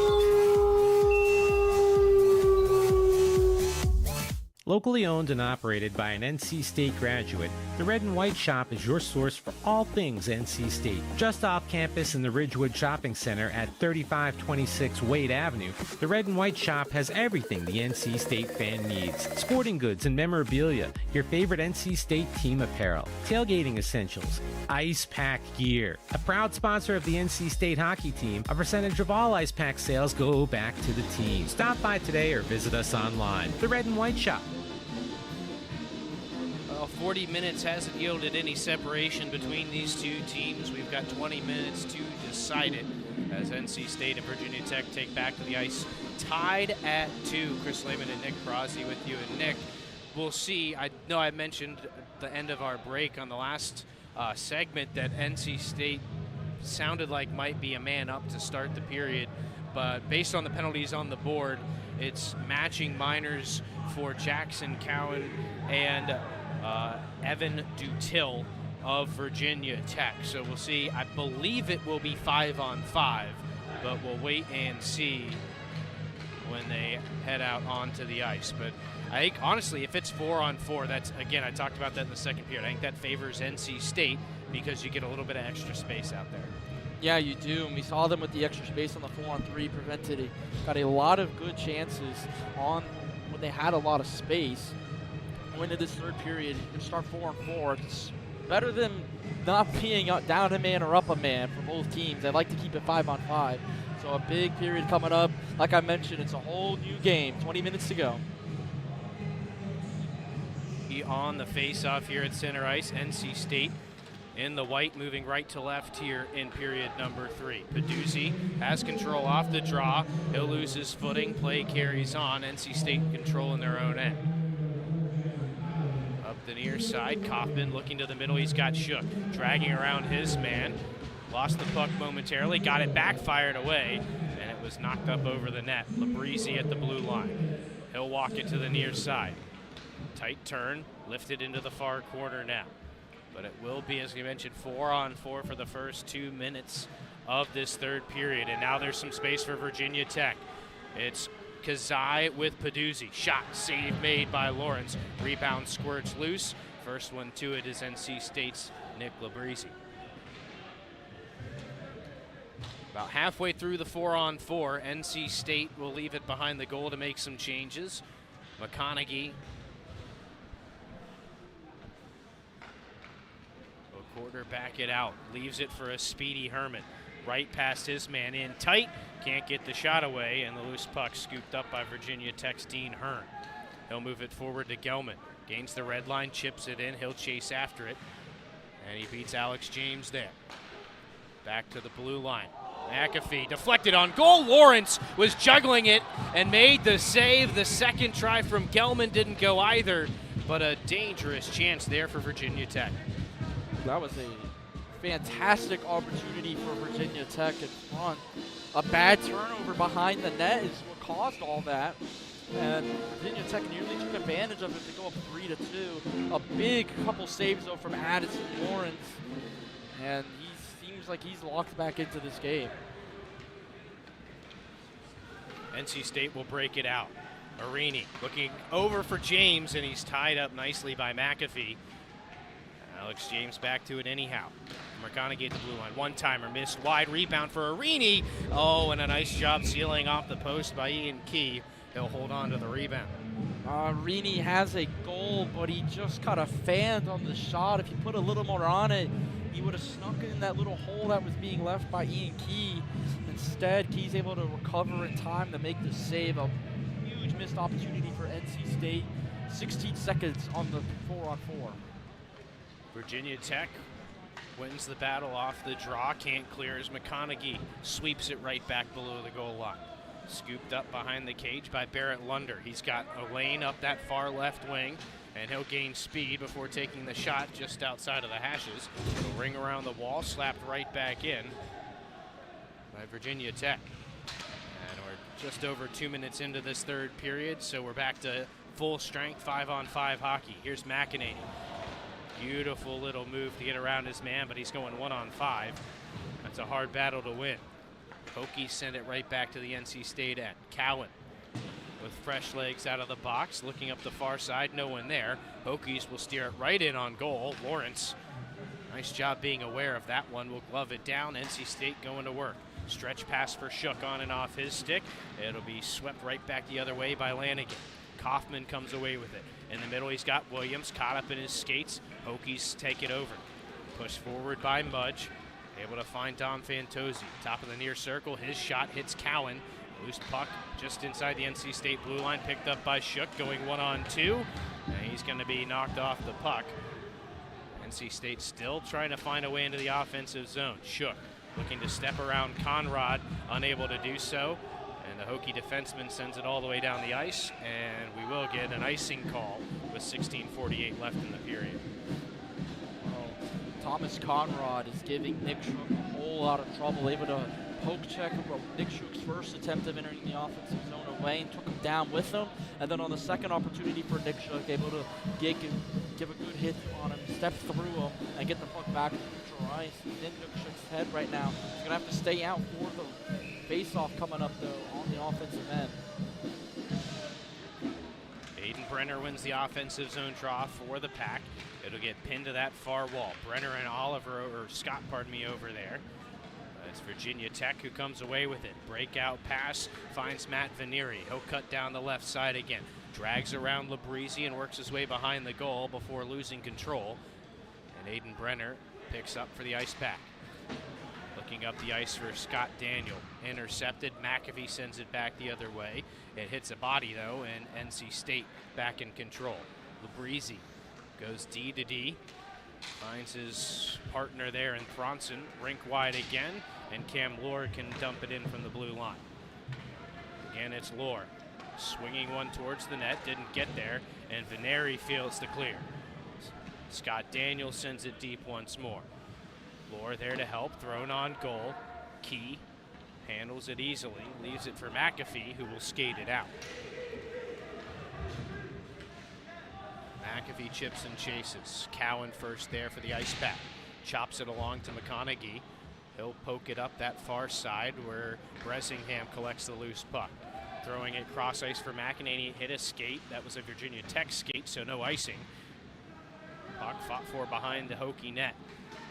Kazai comes away with it. His pass bounces out into the neutral zone. Ewan Andrew unable to corral, but Peduzzi comes away with it before Drew Bressingham steps in the way. Here's McConaughey again. Drop back. Cowan trying to thread the needle. It's taken away. And McEnany and Oliver unable to win the battle in front of the Virginia Tech bench. Once again, a lot of play and not a lot of stops. Virginia Tech not giving NC State a lot of breaks. They're going to try to push it here. Ewan Andrew cutting cross ice in the high slot. Swept behind the goal. There's a collision in front of the net, and it looks like NC State will have to kill off a penalty here if it gets to that. Shot coming, and a save made by Lawrence. Prime opportunity there for Theodore Lanigan, and NC State now will have to kill off a 2-minute penalty as McConaughey headed to the box. We'll get the call here in just a moment. Well, again, NC State, another defenseman taking a penalty, and that's Cade McConaughey, who's probably your best defenseman in for the night without Cox and Ricky Frosch. And he's going to be gone for the penalty kill. A huge 2 minutes for Virginia Tech. They're going to call that one interference. A massive chance for the Hokies and the fans that have made the trip down from Blacksburg, making their voices heard in the crowd right now. Puck ends up behind the NC State net off the draw. Virginia Tech comes away with it. Dropped off for Lanigan. He'll send it back down the wall and switch places now with his teammate in Dutil. Again, it's Lanigan. Top of the umbrella for Dutil. His shot blocked. Second try. Steered away by Lawrence on the far side. Now Salvato. Hokie captain throws it on net. Rebound loose in front. And the NC State power play clears it away. Worth noting, Alex James looked a little bit shaken up on that play. We'll see how it goes. Shot in through traffic. Lawrence gets a pad to it and covers up the rebound. Nice play there from the NC State netminder. A really good play by the NC State netminder. Daniel Gelman, who has the goal for Virginia Tech today, did a really good job out in front of the net, giving Jack a few Luke Jagielski, a lot of problems in front of the net for NC State. He's able to win the positioning battle, and that kind of goes to what we heard from Joey Mullen pregame about how Gelman is just a really big guy. He's 23, 24 years old. He's very physical, and he shows that probably their most physical player on their team. And in front of the net, nearly tipped one pass Addison Lawrence. NC State wins the draw. Labrizzi sends it all the way down, and that will waste a little bit of time. 40 seconds gone on the penalty to Cade McConaughey. Here's Peduzzi for Virginia Tech. Great effort by Bressingham to disrupt that pass, but Peduzzi picks it right back up and carries it in. Looking to the middle, his pass deflected, still gets to Kazai though, who zips one wide of the near post. They'll fight along the near wall for it now. Tech has the numbers, dropped off for McAfee. Sliding block made there, and NC State has a man down in pain. That's Emory Oliver. Virginia Tech is not happy about the immediate whistle. They would have liked to play that one out. But Emory Oliver slow to get up, and that's the definition right there of sacrificing the body. Yeah, that is. Don't know exactly where he got hit. A lot of blocks from the ice pack. Good to see him get up to his feet. Looks like that shot hit him very hard. Don't know if he got the wind knocked out of him. Don't want to speculate. Well, it's hard to tell when you look at a hockey player with all the jersey and the socks and everything on, but they've got a lot of padding on. There are also gaps in that padding right around, the wrist area where the glove meets that elbow pad. And I think that might have been where he got hit. Play carries on, though. Virginia Tech wins the draw. They'll go back to work on the man advantage. McAfee lost an edge. Puck slips loose into the corner where he tries to chase it down. Can't control, though, and McEnany pitchforks it all the way down. 35 seconds left on the power play. Good hustle by Brenner. He's going to draw a penalty. That will finish off the power play for Virginia Tech. A cross-checking penalty coming up. And that is exactly like the penalty that NC State committed back in the second period. Virginia Tech got a little lazy, didn't get to the puck quickly enough, and it looks like number 5, Theodore Lanigan, who was not in a good position. No, Lanigan, he'll be in the box. There are 2 players in the penalty box. We'll see what comes up on the scoreboard. But there are 2 Virginia Tech players in the penalty box right now. They have 5 skaters out there currently. Not sure what the other penalty is. They're going to talk about it now. The referee's going to have a conference with the PA announcer, Wade Minter. It is going to be a cross-check, though, on number 5, Tal Lanigan. And that penalty is just one you can't take. That's not a good penalty to take. You got Adam Brenner's down there. You just can't take that penalty. Stay up a man. There's only 31 seconds left of your power play. You got one last push. Don't need to make that big of a hit. Line changes are being made for the ice pack. That's just something you can't take. It's going to be 5-on-4. I still can't tell who else is in the box for Virginia Tech. The number is blocked, but it's 5-on-4 hockey. It'll be 4-on-4 here for about 30 seconds, and then when NC State gets McConaughey back, they'll have about a minute and a half power play time. Now, there are 2 players in the box. I'm not 100% sure what the other one is for. We'll see if we can't figure that out. Kaufman walking in, takes the shot, steered away by the stick of Ian Key. NC State in control, strong, walking with it, leaves it for Kaufman here at the blue line. NC State about to get the man back, deflected just wide in front by James. Good shot there from Kaufman. NC State has the man back. Herman coming off the bench to support. And now NC State will regroup as Virginia Tech clears it up and out. A little bit of confusion around the bench. NC State regroups. Miscommunication, though, and Peduzzi almost walked in with a shorthanded chance. 1:10 left on the power play. James across the red line, forced to retreat and just pitch it in. Collected by Tommy Conrad. He'll sweep it up the near side. Stopped up there by Robinson. NC State starts it back up again. Pass to the middle. Herman breaks through, looking to the middle for Robinson. They score! What a play! NC State breaks through on the man advantage, and it's 3-2. Well, this is very similar to the goal the 2 Zacks had last week in Winston-Salem. Zach Herman takes it down the ice, backhand pass to Robinson in front. Virginia Tech was out of position, and the power play delivers. Like I mentioned in the intermission report, special teams is going to play a special part in the rest of the game, and that's exactly what it did right there. 3-2 NC State, a beautiful goal from Zach to Zach. It's Herman to finish it off from Zach Robinson, and it's a beautiful goal to make it 3-2, and now they're going to try to push it again, the two Zacks. Robinson's shot goes wide. He'll direct it back behind, smack right back up the wall for Thronson to throw deep. Arini spins it out in front. Labrisi hands it off for Robinson, looking for another. There it is. Oh, what a save! I don't know if it was the goaltender Key who got a stick to it or one of the defensemen, but a gaping net there for Thronson, and he was denied.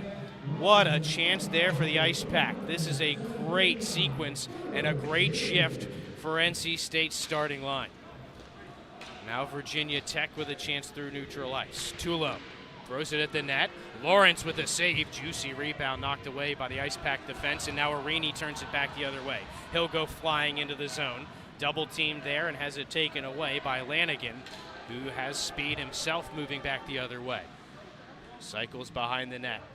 Looking for options in front, swings it there. That one's denied. Stick malfunctions there as well on Barrett Lunder as he went for the one-timer. That gives NC State the chance to move forward. Oliver's shot through traffic. Whistles wide. Cam Lohr. NC State setting up on the forecheck. Good play by Daniel to knock that loose. Brenner looking out in front, unable to find Cam Lohr, and the puck skitters out into the neutral zone. McConaughey turns on a dime with it, looking forward for Brenner. He can't control, and they'll fight for it in neutral ice. Daniel has it now. Banked off the wall all the way down. This will be icing, and NC State can have to keep tired bodies out there. Really good chance for NC State after Lunder's lumber. A little splinter and went up into the air, but a good job by Virginia Tech recovering. Got a new stick on it, able to recover and get down the ice. And there's still a player in the Virginia Tech box. We still don't know who it is. Not sure what it's for, but they've been in there for over 5 minutes now. I'm still a little concerned and confused about what the call is, but a big face-off win for the Hokies. I believe it's Kevin McAfee who's down in the box for Virginia Tech. And he wasn't there to start the period, so it's not something concerning that. He was out there. We've seen him during the third period. I don't know if it was something he said after that play transpired or what, but it didn't result in an extra man being pulled off the ice, which is the confusing part. Either way, at this point, he's in the penalty box. It's 5-on-5 hockey, NC State with a 3-2 lead. And after icing the puck again, they'll try and win the draw and alleviate some pressure. Cowan off the glass and out. This one won't be icing, and the NC State forwards can get a change. Halfway through the third period now. Power play goal from Zach Robinson is the difference for NC State. Up the near wall, Gordon. Nice little touch pass into the middle. Finds a speeding Nick France, who chips it in. Virginia Tech looking to pressure in the offensive end. France backhand pass to the middle, denied. NC State trying to slap it out. Held at the blue line for the moment by Tyler Gordon. Virginia Tech eventually forced to retreat. 9.5 to go. Elevated through the neutral zone. Glove down by McConaughey. NC State going back to work again. James trying to stretch it through for Bressingham. Can't hit it, but Bressingham beats out the icing call. And now he's dispossessed. Through the middle, it's Gordon. He's knocked off the puck. NC State back in control again. James looking cross ice, taken off the wall by Oliver.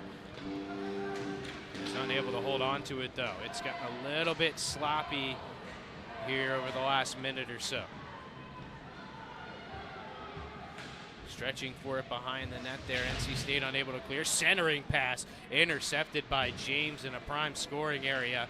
But Virginia Tech not done yet. Kazai shot off the crossbar, straight down, but not in. Good pressure from Virginia Tech. NC State now able to skate it out. Nick Shook will go 1-on-2. Slides it down into the far corner. He'll put pressure on the Virginia Tech defense. Loose puck near corner. Williams first to it. He'll be bodied up behind the cage. Squirts loose to the near side again. First one there. Ewan Andrew will clear it out. But NC State looking a little bit more like they did in the first period, Nick. They're holding Virginia Tech in their own half of the ice and not allowing them, other than that last sequence we saw where they got a great couple of opportunities, they're not giving them much. No, they aren't. And again, that feels like just 2 or 3 times in this game, that goal specifically has had a the puck hit iron on it. I thought it was a goal from Cameron Kazai, especially when it came down, but it stayed out. And that's why it was no goal. And now a big icing call on Virginia Tech. Under 8 to play. It's a 1-goal game. There's still plenty of time in that. But you're starting to get that sense of urgency a little bit from Virginia Tech. They had a really good opportunity on the other end when they had the puck in the crossbar. They got Lawrence around and very uncomfortable. If they could generate that again, that would do wonders for them, and it would be a great opportunity for them to tie the game at 3. Herman on the draw, wins it. Quick shot by Robinson, didn't get through. Second try from Herman did, and Key was in the right spot. NC State firing away at Key. And now the Hokies able to skate it up and out. That was Cameron Kazai getting it deep. NC State, Slabrizi sweeps it up the near side. Robinson slaps it off the wall into neutral ice, but it'll be Tommy Conrad dumping it right back in. Clearance off the glass, hits the netting. It'll be out of play and a face-off coming. 7:25 to go. And Nick, if you're Virginia Tech here, you're not running out of time yet, only down 1, but over the next few minutes, you're going to start to feel that pressure, I think, a little bit if they're still down 1. Yeah, you definitely are. And like I mentioned, that sense of urgency is starting to creep in, and they just got to start building something on offense. Offensive zone time, shots off the face-off like that, and I think they're going to have to be a little more aggressive with the forecheck, like they're doing right now. And Virginia Tech starting to get a little bit of puck time in the offensive end. Shot coming, big save made by Lawrence. He'll kick it out, and NC State's defense will clear it out. Herman first to it, tried to slap it to the middle for Arini. That hit his skate, and now Virginia Tech ices the puck with 6:58 to go. And second, Dominic Fantozzi sent that puck down. He realized he was on his own half of the red line. Not happy with himself there. He's got to continue his shift, already a bit of a longer shift, and now with the long line change as well, it's going to, not the long line, excuse me, having to stay out there because of the icing.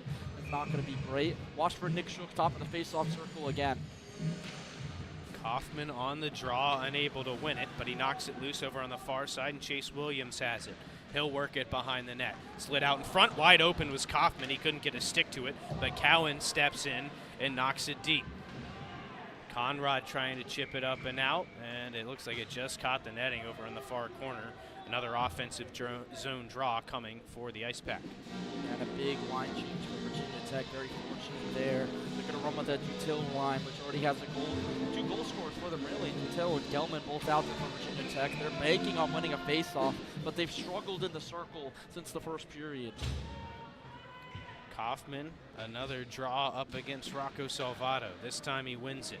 Cowan at the point. Shot hit a stick, or a skate, I should say, on the way in. Rebound into the near corner. Williams pushes it down low for Kaufman. He'll look up high, decides to skate it there. Leaves it for Cowan on the far point. Playing catch with Shook on the hashes. Centering pass intended there for Kaufman. And it's intercepted. Virginia Tech back the other way. One-time shot coming, but the Hokies were offside. And a face-off comes out on top of the NC State blue line. And missed opportunity for Virginia Tech. The offside skills, they're going to keep that line out there with Till, Gelman, as well as Salvato, the captain. I think this has been their best line tonight. We've seen Kazai, Andrew, and as well as Baduzzi have some good shifts, but they've kind of waned in this game. I haven't really mentioned Baduzzi's name a lot, really, since that first period. The interesting thing there, too, is the 2 big goal scorers, point getters, are not the ones who have scored here tonight. NC State on the attack. Backhand try there from Emery Oliver. Good to see him back out there after being shaken up, blocking the shot. And he was up to the task on that one. James trying to hold the blue line, and the puck popped up and into the Virginia Tech bench. And we'll get a quick stoppage and a face-off on the blocker side of the goaltender, Key. Well, our favorite thing about this period that we keep mentioning about our confusion, still a player in the Virginia Tech box with 5:51 to go now. I'm going to assume he's going to be there the rest of the game. I'm not sure if someone was thrown out or if they're just choosing to sit there. But nevertheless, Virginia Tech, though, will be without one of their key players. Still don't know exactly who it is.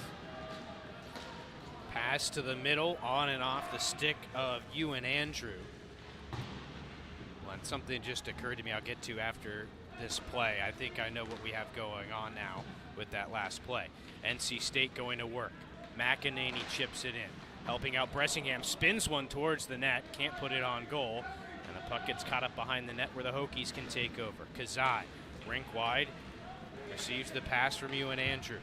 Dropped off now for Lanigan. Thrown towards the net, it trickles just wide of the near post. You get a look up close, Kazai battling there in the corner, but NC State able to find possession and carry it out. Bressingham through the neutral zone. He'll lift it deep and go off for a change. 5 minutes left in this third period. NC State with a 3-2 advantage right now. This one sent all the way down. Icing going to be waved off. NC State going to carry it out anyhow. Daniel gains the blue line, looking to the middle. Sticked away there by Key. Labrisi holding it in. Getting some help from Aiden Brenner, who chips it down below the goal line. Daniel swats it out in front. No white jerseys there. And the Hokies move it back the other way. It's Trevor Kellogg weaving through traffic. He'll chip and chase. First one there for NC State is James. Down to 4:20 left in this hockey game. And we're going to have to start keeping our eyes on Ian Key in the Virginia Tech net here in the next couple of minutes. Tech first needs to keep the puck in the offensive zone. They dump and chase, but they can't keep it in there. Now Scott Daniel being a little indecisive as center ice will just send it in. But Virginia Tech's got to sustain the puck in the offensive zone. They can't just keep going, dump and chase, and let NC State get it and clear it right to neutral ice. And you talked about the decision there from Daniel to dump it in. That's what NC State's going to have to do for the remainder of this game. You make the smart decisions and avoid putting yourself in troublesome situations. Face-off coming in front of the Virginia Tech net here, 3:47 to go. And to get back to the point, so the penalty occurred, the cross-check I should say, occurred at 13:10. So in 37 seconds, or the next whistle after 37 seconds, will bring out Kevin McAfee. My belief here is he got a 2-10 for the cross-check from behind as NC State takes the shot, it's deflected wide. Captain Arini with the chance there. He'll look to the middle, but just to get back to that point, a 2-10 on McAfee. The 2 was served by Lanigan, and McAfee will come out most likely at the next whistle, assuming we play another 15 seconds. I think you got it there, Chris. Although if I remember, though, I thought Lanigan made the hit there, but I think you might be right with McAfee. 9 and 5 do get mixed up a lot with these jerseys, the way the fonts are. And here comes Virginia Tech, who are trying to sustain some offense. Down to the final 3 minutes as Lawrence steers that one into the corner. Gelman will drop it off the blue line. Good effort by Arini to block that shot, and it'll be chipped up and out by NC State. But one of these next trips down the ice is going to be the one where Ian Key heads to the bench and Virginia Tech gets the extra attacker. But most importantly, they've got to get in and set up, which, as you mentioned, Nick, they haven't done a lot of. Here's Nick Shook with the shot right off the stick of Ian Key and out of play. And this is a perfect recipe for NC State. Don't let them into the offensive zone and keep drawing these offensive zone face-offs that force Ian Key to stay between the pipes. It is, and NC State's just keeping them out of the offensive zone. We're going to have to be on Ian Key watch the rest of this game, but 2:36 to go for both teams. You have to not take a penalty, and you're right, Chris McAfee did just come out of the box. No one in the box for Virginia Tech right now, and a good shot off the face-off for the Ice Pack. Centering pass, low slot, bouncing puck, and Bressingham can't tee that one up. Back the other way, it's Ewan Andrew. We'll keep an eye on Ian Key in the net. He's staying there for now as NC State sends it the other way. You can see the coaching staff down below us on the Virginia Tech bench signaling to Key, stay there for now when that puck went down the ice. So the next time they get control and get in the offensive end, the Virginia Tech netminder is headed to the bench. And how about this forecheck right now for NC State? They're doing a really good job not letting Virginia Tech get down the ice. This might be the attack where Key comes out. He's leaving the crease right now. He's looking to get out once they sustain some offensive zone time, but they just can't quite do it yet. Great work from NC State. Kaufman forces it back to the Tech blue line. Williams helping on the near side, sends it deep. 1:44 to go. Misplayed behind the net by Key. Kaufman unable to control, though. He'll get to it on the near side and sweep it back below the goal line. Williams helping out down low as well. Virginia Tech trying to break it up and out, down to 90 seconds left in the contest. At center ice, it's Shook. NC State continuing to suffocate Virginia Tech on the breakout. Shook throws one off the side of the goal. It'll get pinned down in the near corner. Pulled behind the net by Williams. Centering pass, bounces out in front, and Tommy Conrad comes away with it for the Hokies. He'll lift it off the glass, it up and out. Now Alex James pushes it back forward. NC State doing a great job of keeping the Hokie netminder from getting to the bench and getting the extra attacker out. McConaughey pinches at the red line and chips it back in. 55 seconds to go. Great work here from NC State. Sent all the way down now by Conrad, and it'll be icing. And Virginia Tech coaching staff, I think, not totally happy. That was actually, pardon me, I believe that was actually Fantozzi who threw it down the ice. But either way, you know, you're trying to get your goaltender out, and that's exactly the opposite of where you want the face-off to be if you're going to do that. The thing is, I don't think they've been able to even get the puck past center ice without an NC State defender on them. Exactly. Team's doing a good job, but here you go. He's going to have to come out if they're able to win this puck back. No icing. He's going to have to stay in. I think he thought, though, the play was dead for a second. Now NC State sends it all the way down. Good pressure here from Brenner to take the puck away. On the near side, Herman sends it back deep. 25 seconds to go. Tech's really going to have to push here. Brenner looking out in front. Pass hit the side of the net. He gets it back. Unable to put it out in front. 15 seconds to go. NC State continuing to hold the zone. Great work by the captain, Garrett Arini, on his birthday. Doesn't have a point, but it looks like NC State's going to get him a win as he holds it behind the goal, and that will bleed out the final couple seconds. So NC State escapes here at home against Virginia Tech, a 3-2 final. Just a defensive masterclass down the stretch from NC State. Ian Key was trying to be pulled from the crease about 2.5 minutes to go, and he never did. I don't think I've ever seen anything like that. Just amazing defense down the stretch from NC State. They took the lead with a goal at the 12:01 mark. It's the last thing I have on our stat sheet, Chris. After that, NC State kind of just dominated. The chance for Virginia Tech off the crossbar. They never had a good look again. And like I mentioned, you're not being able to pull your goalie down the final 2.5 minutes because you're not able to get the puck across center ice. And there wasn't really much stoppage for them to talk about anything. Just goes to show how great this NC State defense was tonight. And again, they get a victory without allowing more than 3 goals. Well, these two teams will go right back at it tomorrow up in Virginia. But NC State, a big win over number 18 in the Southeast region, the Virginia Tech Hokies. The difference maker, a power play goal from Zach Robinson. We'll be back with the postgame. Locally owned and operated by an NC State graduate, the Red and White Shop is your source for all things NC State. Just off campus in the Ridgewood Shopping Center at 3526 Wade Avenue, the Red and White Shop has everything the NC State fan needs. Sporting goods and memorabilia, your favorite NC State team apparel, tailgating essentials, ice pack gear. A proud sponsor of the NC State hockey team, a percentage of all ice pack sales go back to the team. Stop by today or visit us online. The Red and White Shop. From the top of D.H. Hill Library. Don Diablo. Oh yeah, this is actually like in my studio. WKNC HD3 Raleigh. Hey, what's up and what's going on, folks? It's Kid Kinetic, your boy, up here at the top of the hour. And guess what I got? A treat that's too sweet to beat. This is Wolf Bites Radio. Oh, that's really sweet. NC State.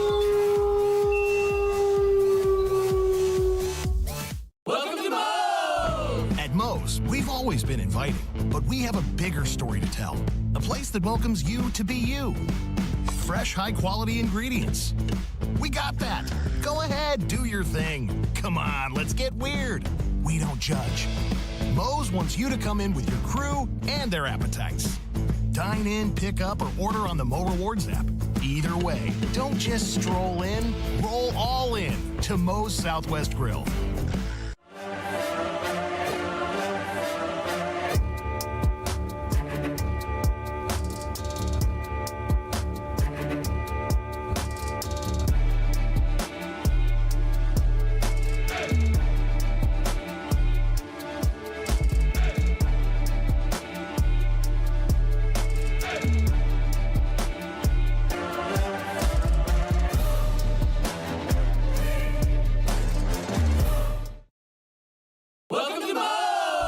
At Moe's, we've always been inviting, but we have a bigger story to tell. A place that welcomes you to be you. Fresh, high-quality ingredients. We got that. Go ahead, do your thing. Come on, let's get weird. We don't judge. Moe's wants you to come in with your crew and their appetites. Dine in, pick up, or order on the Mo Rewards app. Either way, don't just stroll in, roll all in to Moe's Southwest Grill. Life is for learning, from baby steps to big ideas. We plan, try, fail, and do better next time. Each day is a new experiment, a fresh chance to seek answers, connection, purpose. The mind is not a vessel to be filled. It's rocket fuel. And when you start at NC State University, you can't be stopped. NC State. Think and do. Welcome back to Invisalign Arena, an exciting 3-2 win for NC State over Virginia Tech. Nick Perazzi, Chris Lehman with you here on PackTV. NC State, Nick, did a great job in that third period. It was a real slugfest of a third period, both teams trying to grind it out. The thing to me that stuck out was the shot total. In the first period, NC State outshot Virginia Tech 14-5, total of 19 between the two teams. Second period, it was a total of about 21 shots between the two teams. In the third period, it was just 8 shots aside. So for NC State, I think they did a great job of taking advantage of the opportunities they got, and they finally broke through on the power play. That was the difference. At the start of this period, I said that this game is a new game. It's a 0-0 game. You can't treat it any differently. You can't take the penalty. It's a 20-minute period where whoever scores the most is going to win the game. That's usually how most periods go. But in a tie game like this, the game like it was, a lot of penalties that second period, you had to flip the page if you're NC State. And I think that's exactly what they did. They turned the page. They were able to get the goal. They had some struggles a little bit.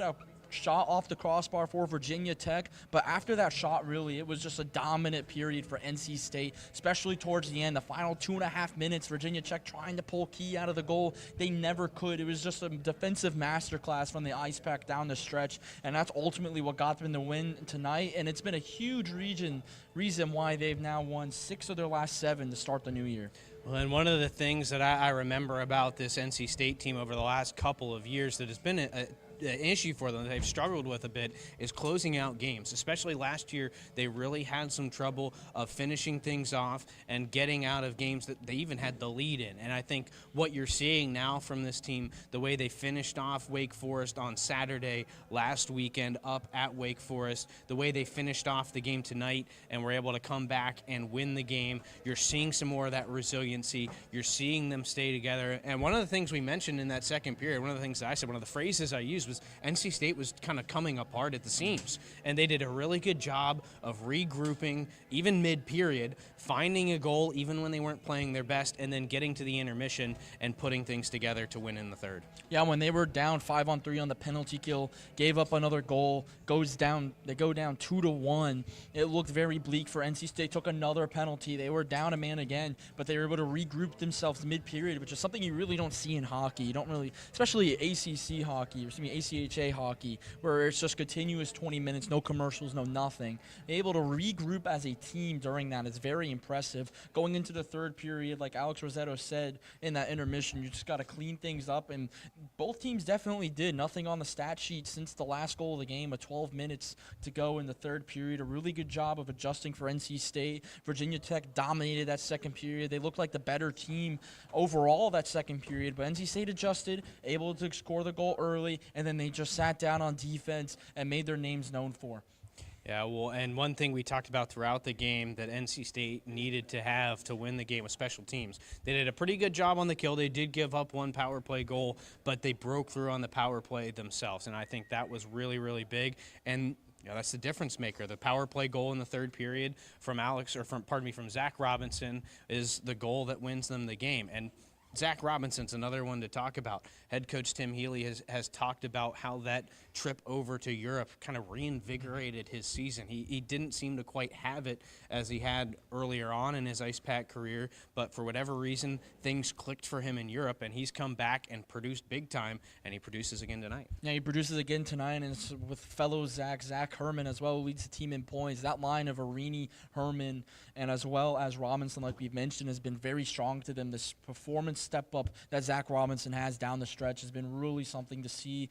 Down night for Nick Shook and Garrett Arini. Well, Robinson and Herman are here to step up as well. But we mentioned this early in the game, and as well as Alex Rosetto, he said this NC State team had a lot more depth than this Virginia Tech team. And we saw that in the goal chart tonight. Scott Daniel with a goal, Jack Strong with a goal as well. The depth for NC State really made a big difference tonight, especially down the stretch. We saw a lot of great plays by Andrew Thoronson on the defensive end as well. I think tonight NC State showed that they're a very complete team going into the final 4 games of the season now, up in Blacksburg tomorrow, Wilmington up on Tuesday. Every game is going to be must win. Every moment's going to be must win as well for this NC State team. We see them at times this year not play a full 60 minutes of hockey. We saw that tonight as well, but they're able to scrape out with a victory tonight. And when you look at the rest of the games coming up, though, a huge opportunity to bounce up in the seedings. This game will put them out of the play-in right now for the ACC HL tournament in Winston-Salem in a couple weeks, and it's definitely going to give them a lot of momentum. And like I previously mentioned before, they've won 6 of their last 7 to start the year.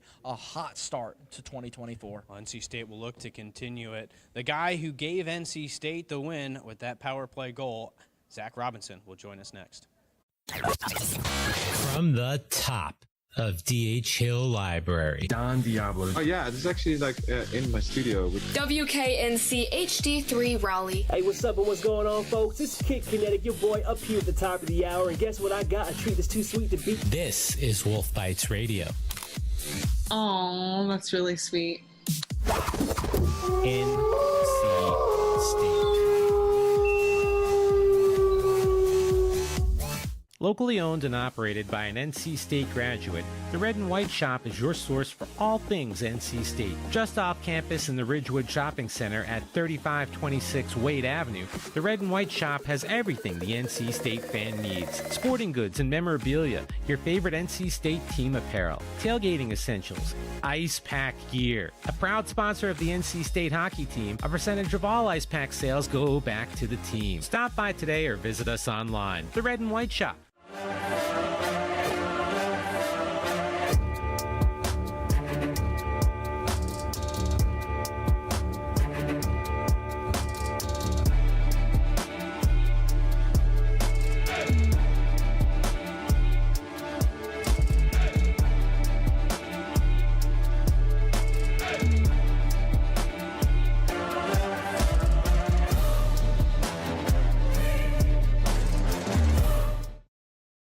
Hey there, doing some yard work? Installing a new fence, flowers, or shrubs? Stop! Don't dig just yet! You have buried gas, electric, and even internet lines down there. Before you pick up a shovel, pick up a phone or go online and contact 811. 811 is a free service. Yes, free! 811 is the first step to having those buried utilities marked. 811 keeps you safe, protects the lines, and it's the law. This safety message brought to you by North Carolina 811. Welcome to Moe's! At Moe's, we've always been inviting, but we have a bigger story to tell. A place that welcomes you to be you. Fresh, high-quality ingredients. We got that. Go ahead, do your thing. Come on, let's get weird. We don't judge. Moe's wants you to come in with your crew and their appetites. Dine in, pick up, or order on the Mo Rewards app. Either way, don't just stroll in, roll all in to Moe's Southwest Grill. I'm with 2018 lacrosse national champion Christian Gaudy for the FDA's Don't Get Burned Sunscreen Challenge. Bring it, Daryl. She's tough, but I won't get burned today. I'm using a broad spectrum sunscreen. The FDA recommends broad spectrum sunscreens with an SPF of 15 or higher with other sun protection measures to reduce the risk of sunburn and skin cancer. You smoked me, Kristen. That's because I use sunscreen, so I wouldn't get burned by you and the sun. Broad spectrum sunscreen. It's a winning play every time. From the top of D.H. Hill Library. Don Diablo. Oh yeah, this is actually in my studio. WKNC HD3 Raleigh. Hey, what's up and what's going on, folks? This is Kid Kinetic, your boy up here at the top of the hour, and guess what I got? A treat that's too sweet to beat. This is Wolf Bites Radio. Oh, that's really sweet. NC State.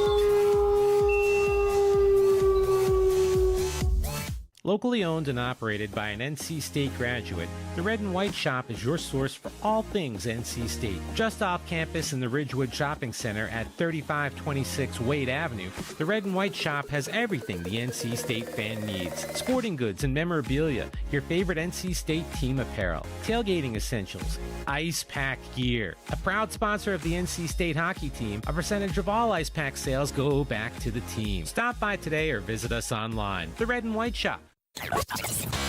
From the top of D.H. Hill Library. Don Diablo. Oh yeah, this is actually like in my studio. WKNC HD3 Raleigh. Hey, what's up and what's going on, folks? It's Kid Kinetic, your boy, up here at the top of the hour. And guess what I got? A treat that's too sweet to beat. This is Wolf Bites Radio. Oh, that's really sweet. NC State.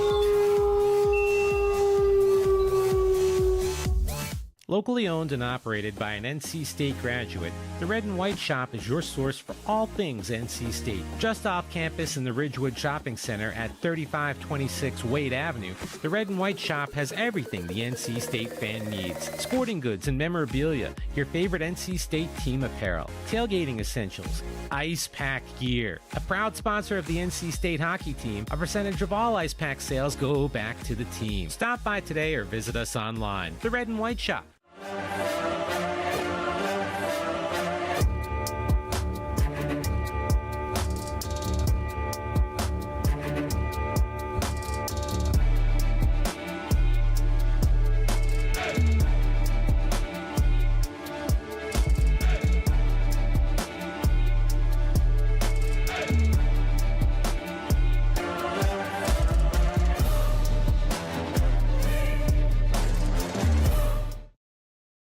Hey there, doing some yard work? Installing a new fence, flowers, or shrubs? Stop! Don't dig just yet! You have buried gas, electric, and even internet lines down there. Before you pick up a shovel, pick up a phone or go online and contact 811.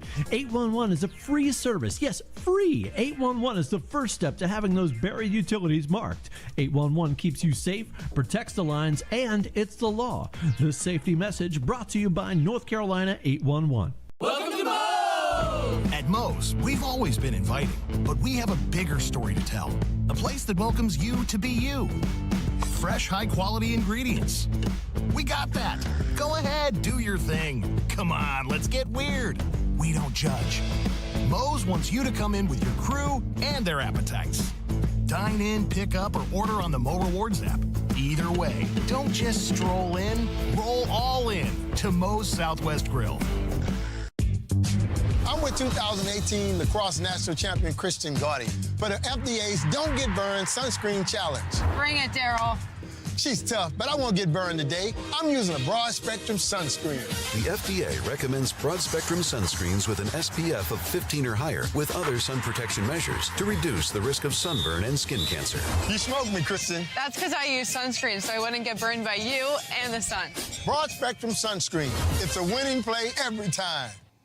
Chris Lehman back with head coach Tim Healy after a 3-2 win over Virginia Tech. And, Coach, really gritty win it felt like for your team tonight. They started off strong, lost it a little bit in the second, but the thing that stood out to me is the way that they were able to regroup, finish the second period strong, and then carry it over into the third to win. Yeah, I think that's 2 weeks in a row where we had, I know you necessarily weren't on the road with us last week, but that's 2 weeks in a row where, went into the third period tied and found a way to win it. And honestly, both very similar teams. Wake Forest, by the way, last week was, Friday night was what it was, but Saturday night, they were disciplined, they played well, bounced back, and probably, really showed what they are and can be. And then you had, and again, old school ACC rival. They go in this week, Virginia Tech, almost a very similar game, right? An old school ACC rival. So we had to battle it back in the third and find a way to win. It's also playoff hockey time, right? Everyone right now is playing for seeding, playing for rankings, playing for ACHA postseason. So the third period sometimes is about who makes the least amount of mistakes. And I think that's, we only got one puck to fall in the third, but we limited our mistakes in the third. We made probably one early on, and Addison probably had a candidate for save of the year, the one that was around the net. So that's what it was in the third. We limited our mistakes and found a way to capitalize when we could. Well, we were able to talk with head coach Joey Mullen of Virginia Tech before the game, and it wasn't overly specific, but he talked about wanting to just kind of deny you guys the ice you wanted and just frustrate your team as much as possible. And it felt like through 2 periods and really through a lot of that game, they did a pretty good job. What were they doing that made it so difficult? You know, there are some coaches that they just throw whatever out there, and there's some coaches you really have to coach against them, and Joey's one of those guys. He changed the length of his shifts. He would change the order a little bit. So that meant, you know, you're trying to line match. They have a big top line. So Joey did a nice job of playing a bit of a chess match tonight. And part of denying space is trying to get your team healthy matchups. And that was kind of the battle going on all night, behind the benches, if you will. And they did a great job of that. And especially, their second, third, fourth lines did a really good job of that. And that first line's very talented. Well, anytime the Hokies and Ice Pack square up, it's entertaining and a good game tonight. Obviously no different. Now you got to go do it on the road. What do you want your team to carry over from tonight that was working well? I think in the third period, we were playing simple, smart hockey, right? We didn't try to beat people through the legs. We would go wide, right? They're hockey cliches because they're true, right? Like, they work. And that's what we need to carry into tomorrow. All right, Coach, thanks for the time. Congratulations, and good luck tomorrow. Thanks. Go Pack. NC State 3-2 winners. One last thing. The band's not going to be with us for the last 2 games because there's basketball games. But I want to make sure I give a shout out to Sarah Siski and William Dobson. College hockey with the band makes it it makes it so much better. And that's the last we'll have with the band for us this year. They told us that they are going to organize a hockey club pep band for next year. So awesome. We have a band for every game. So excited for them. Love having them out there. And big thanks to those two. Absolutely, certainly a big part of the atmosphere here at Invisalign Arena. That's going to do it for us here tonight. NC State with a come-from-behind win, 3-2 over Virginia Tech. Yeah, it's great. I'm guessing they'll beat it. Oh, no, they won't beat it.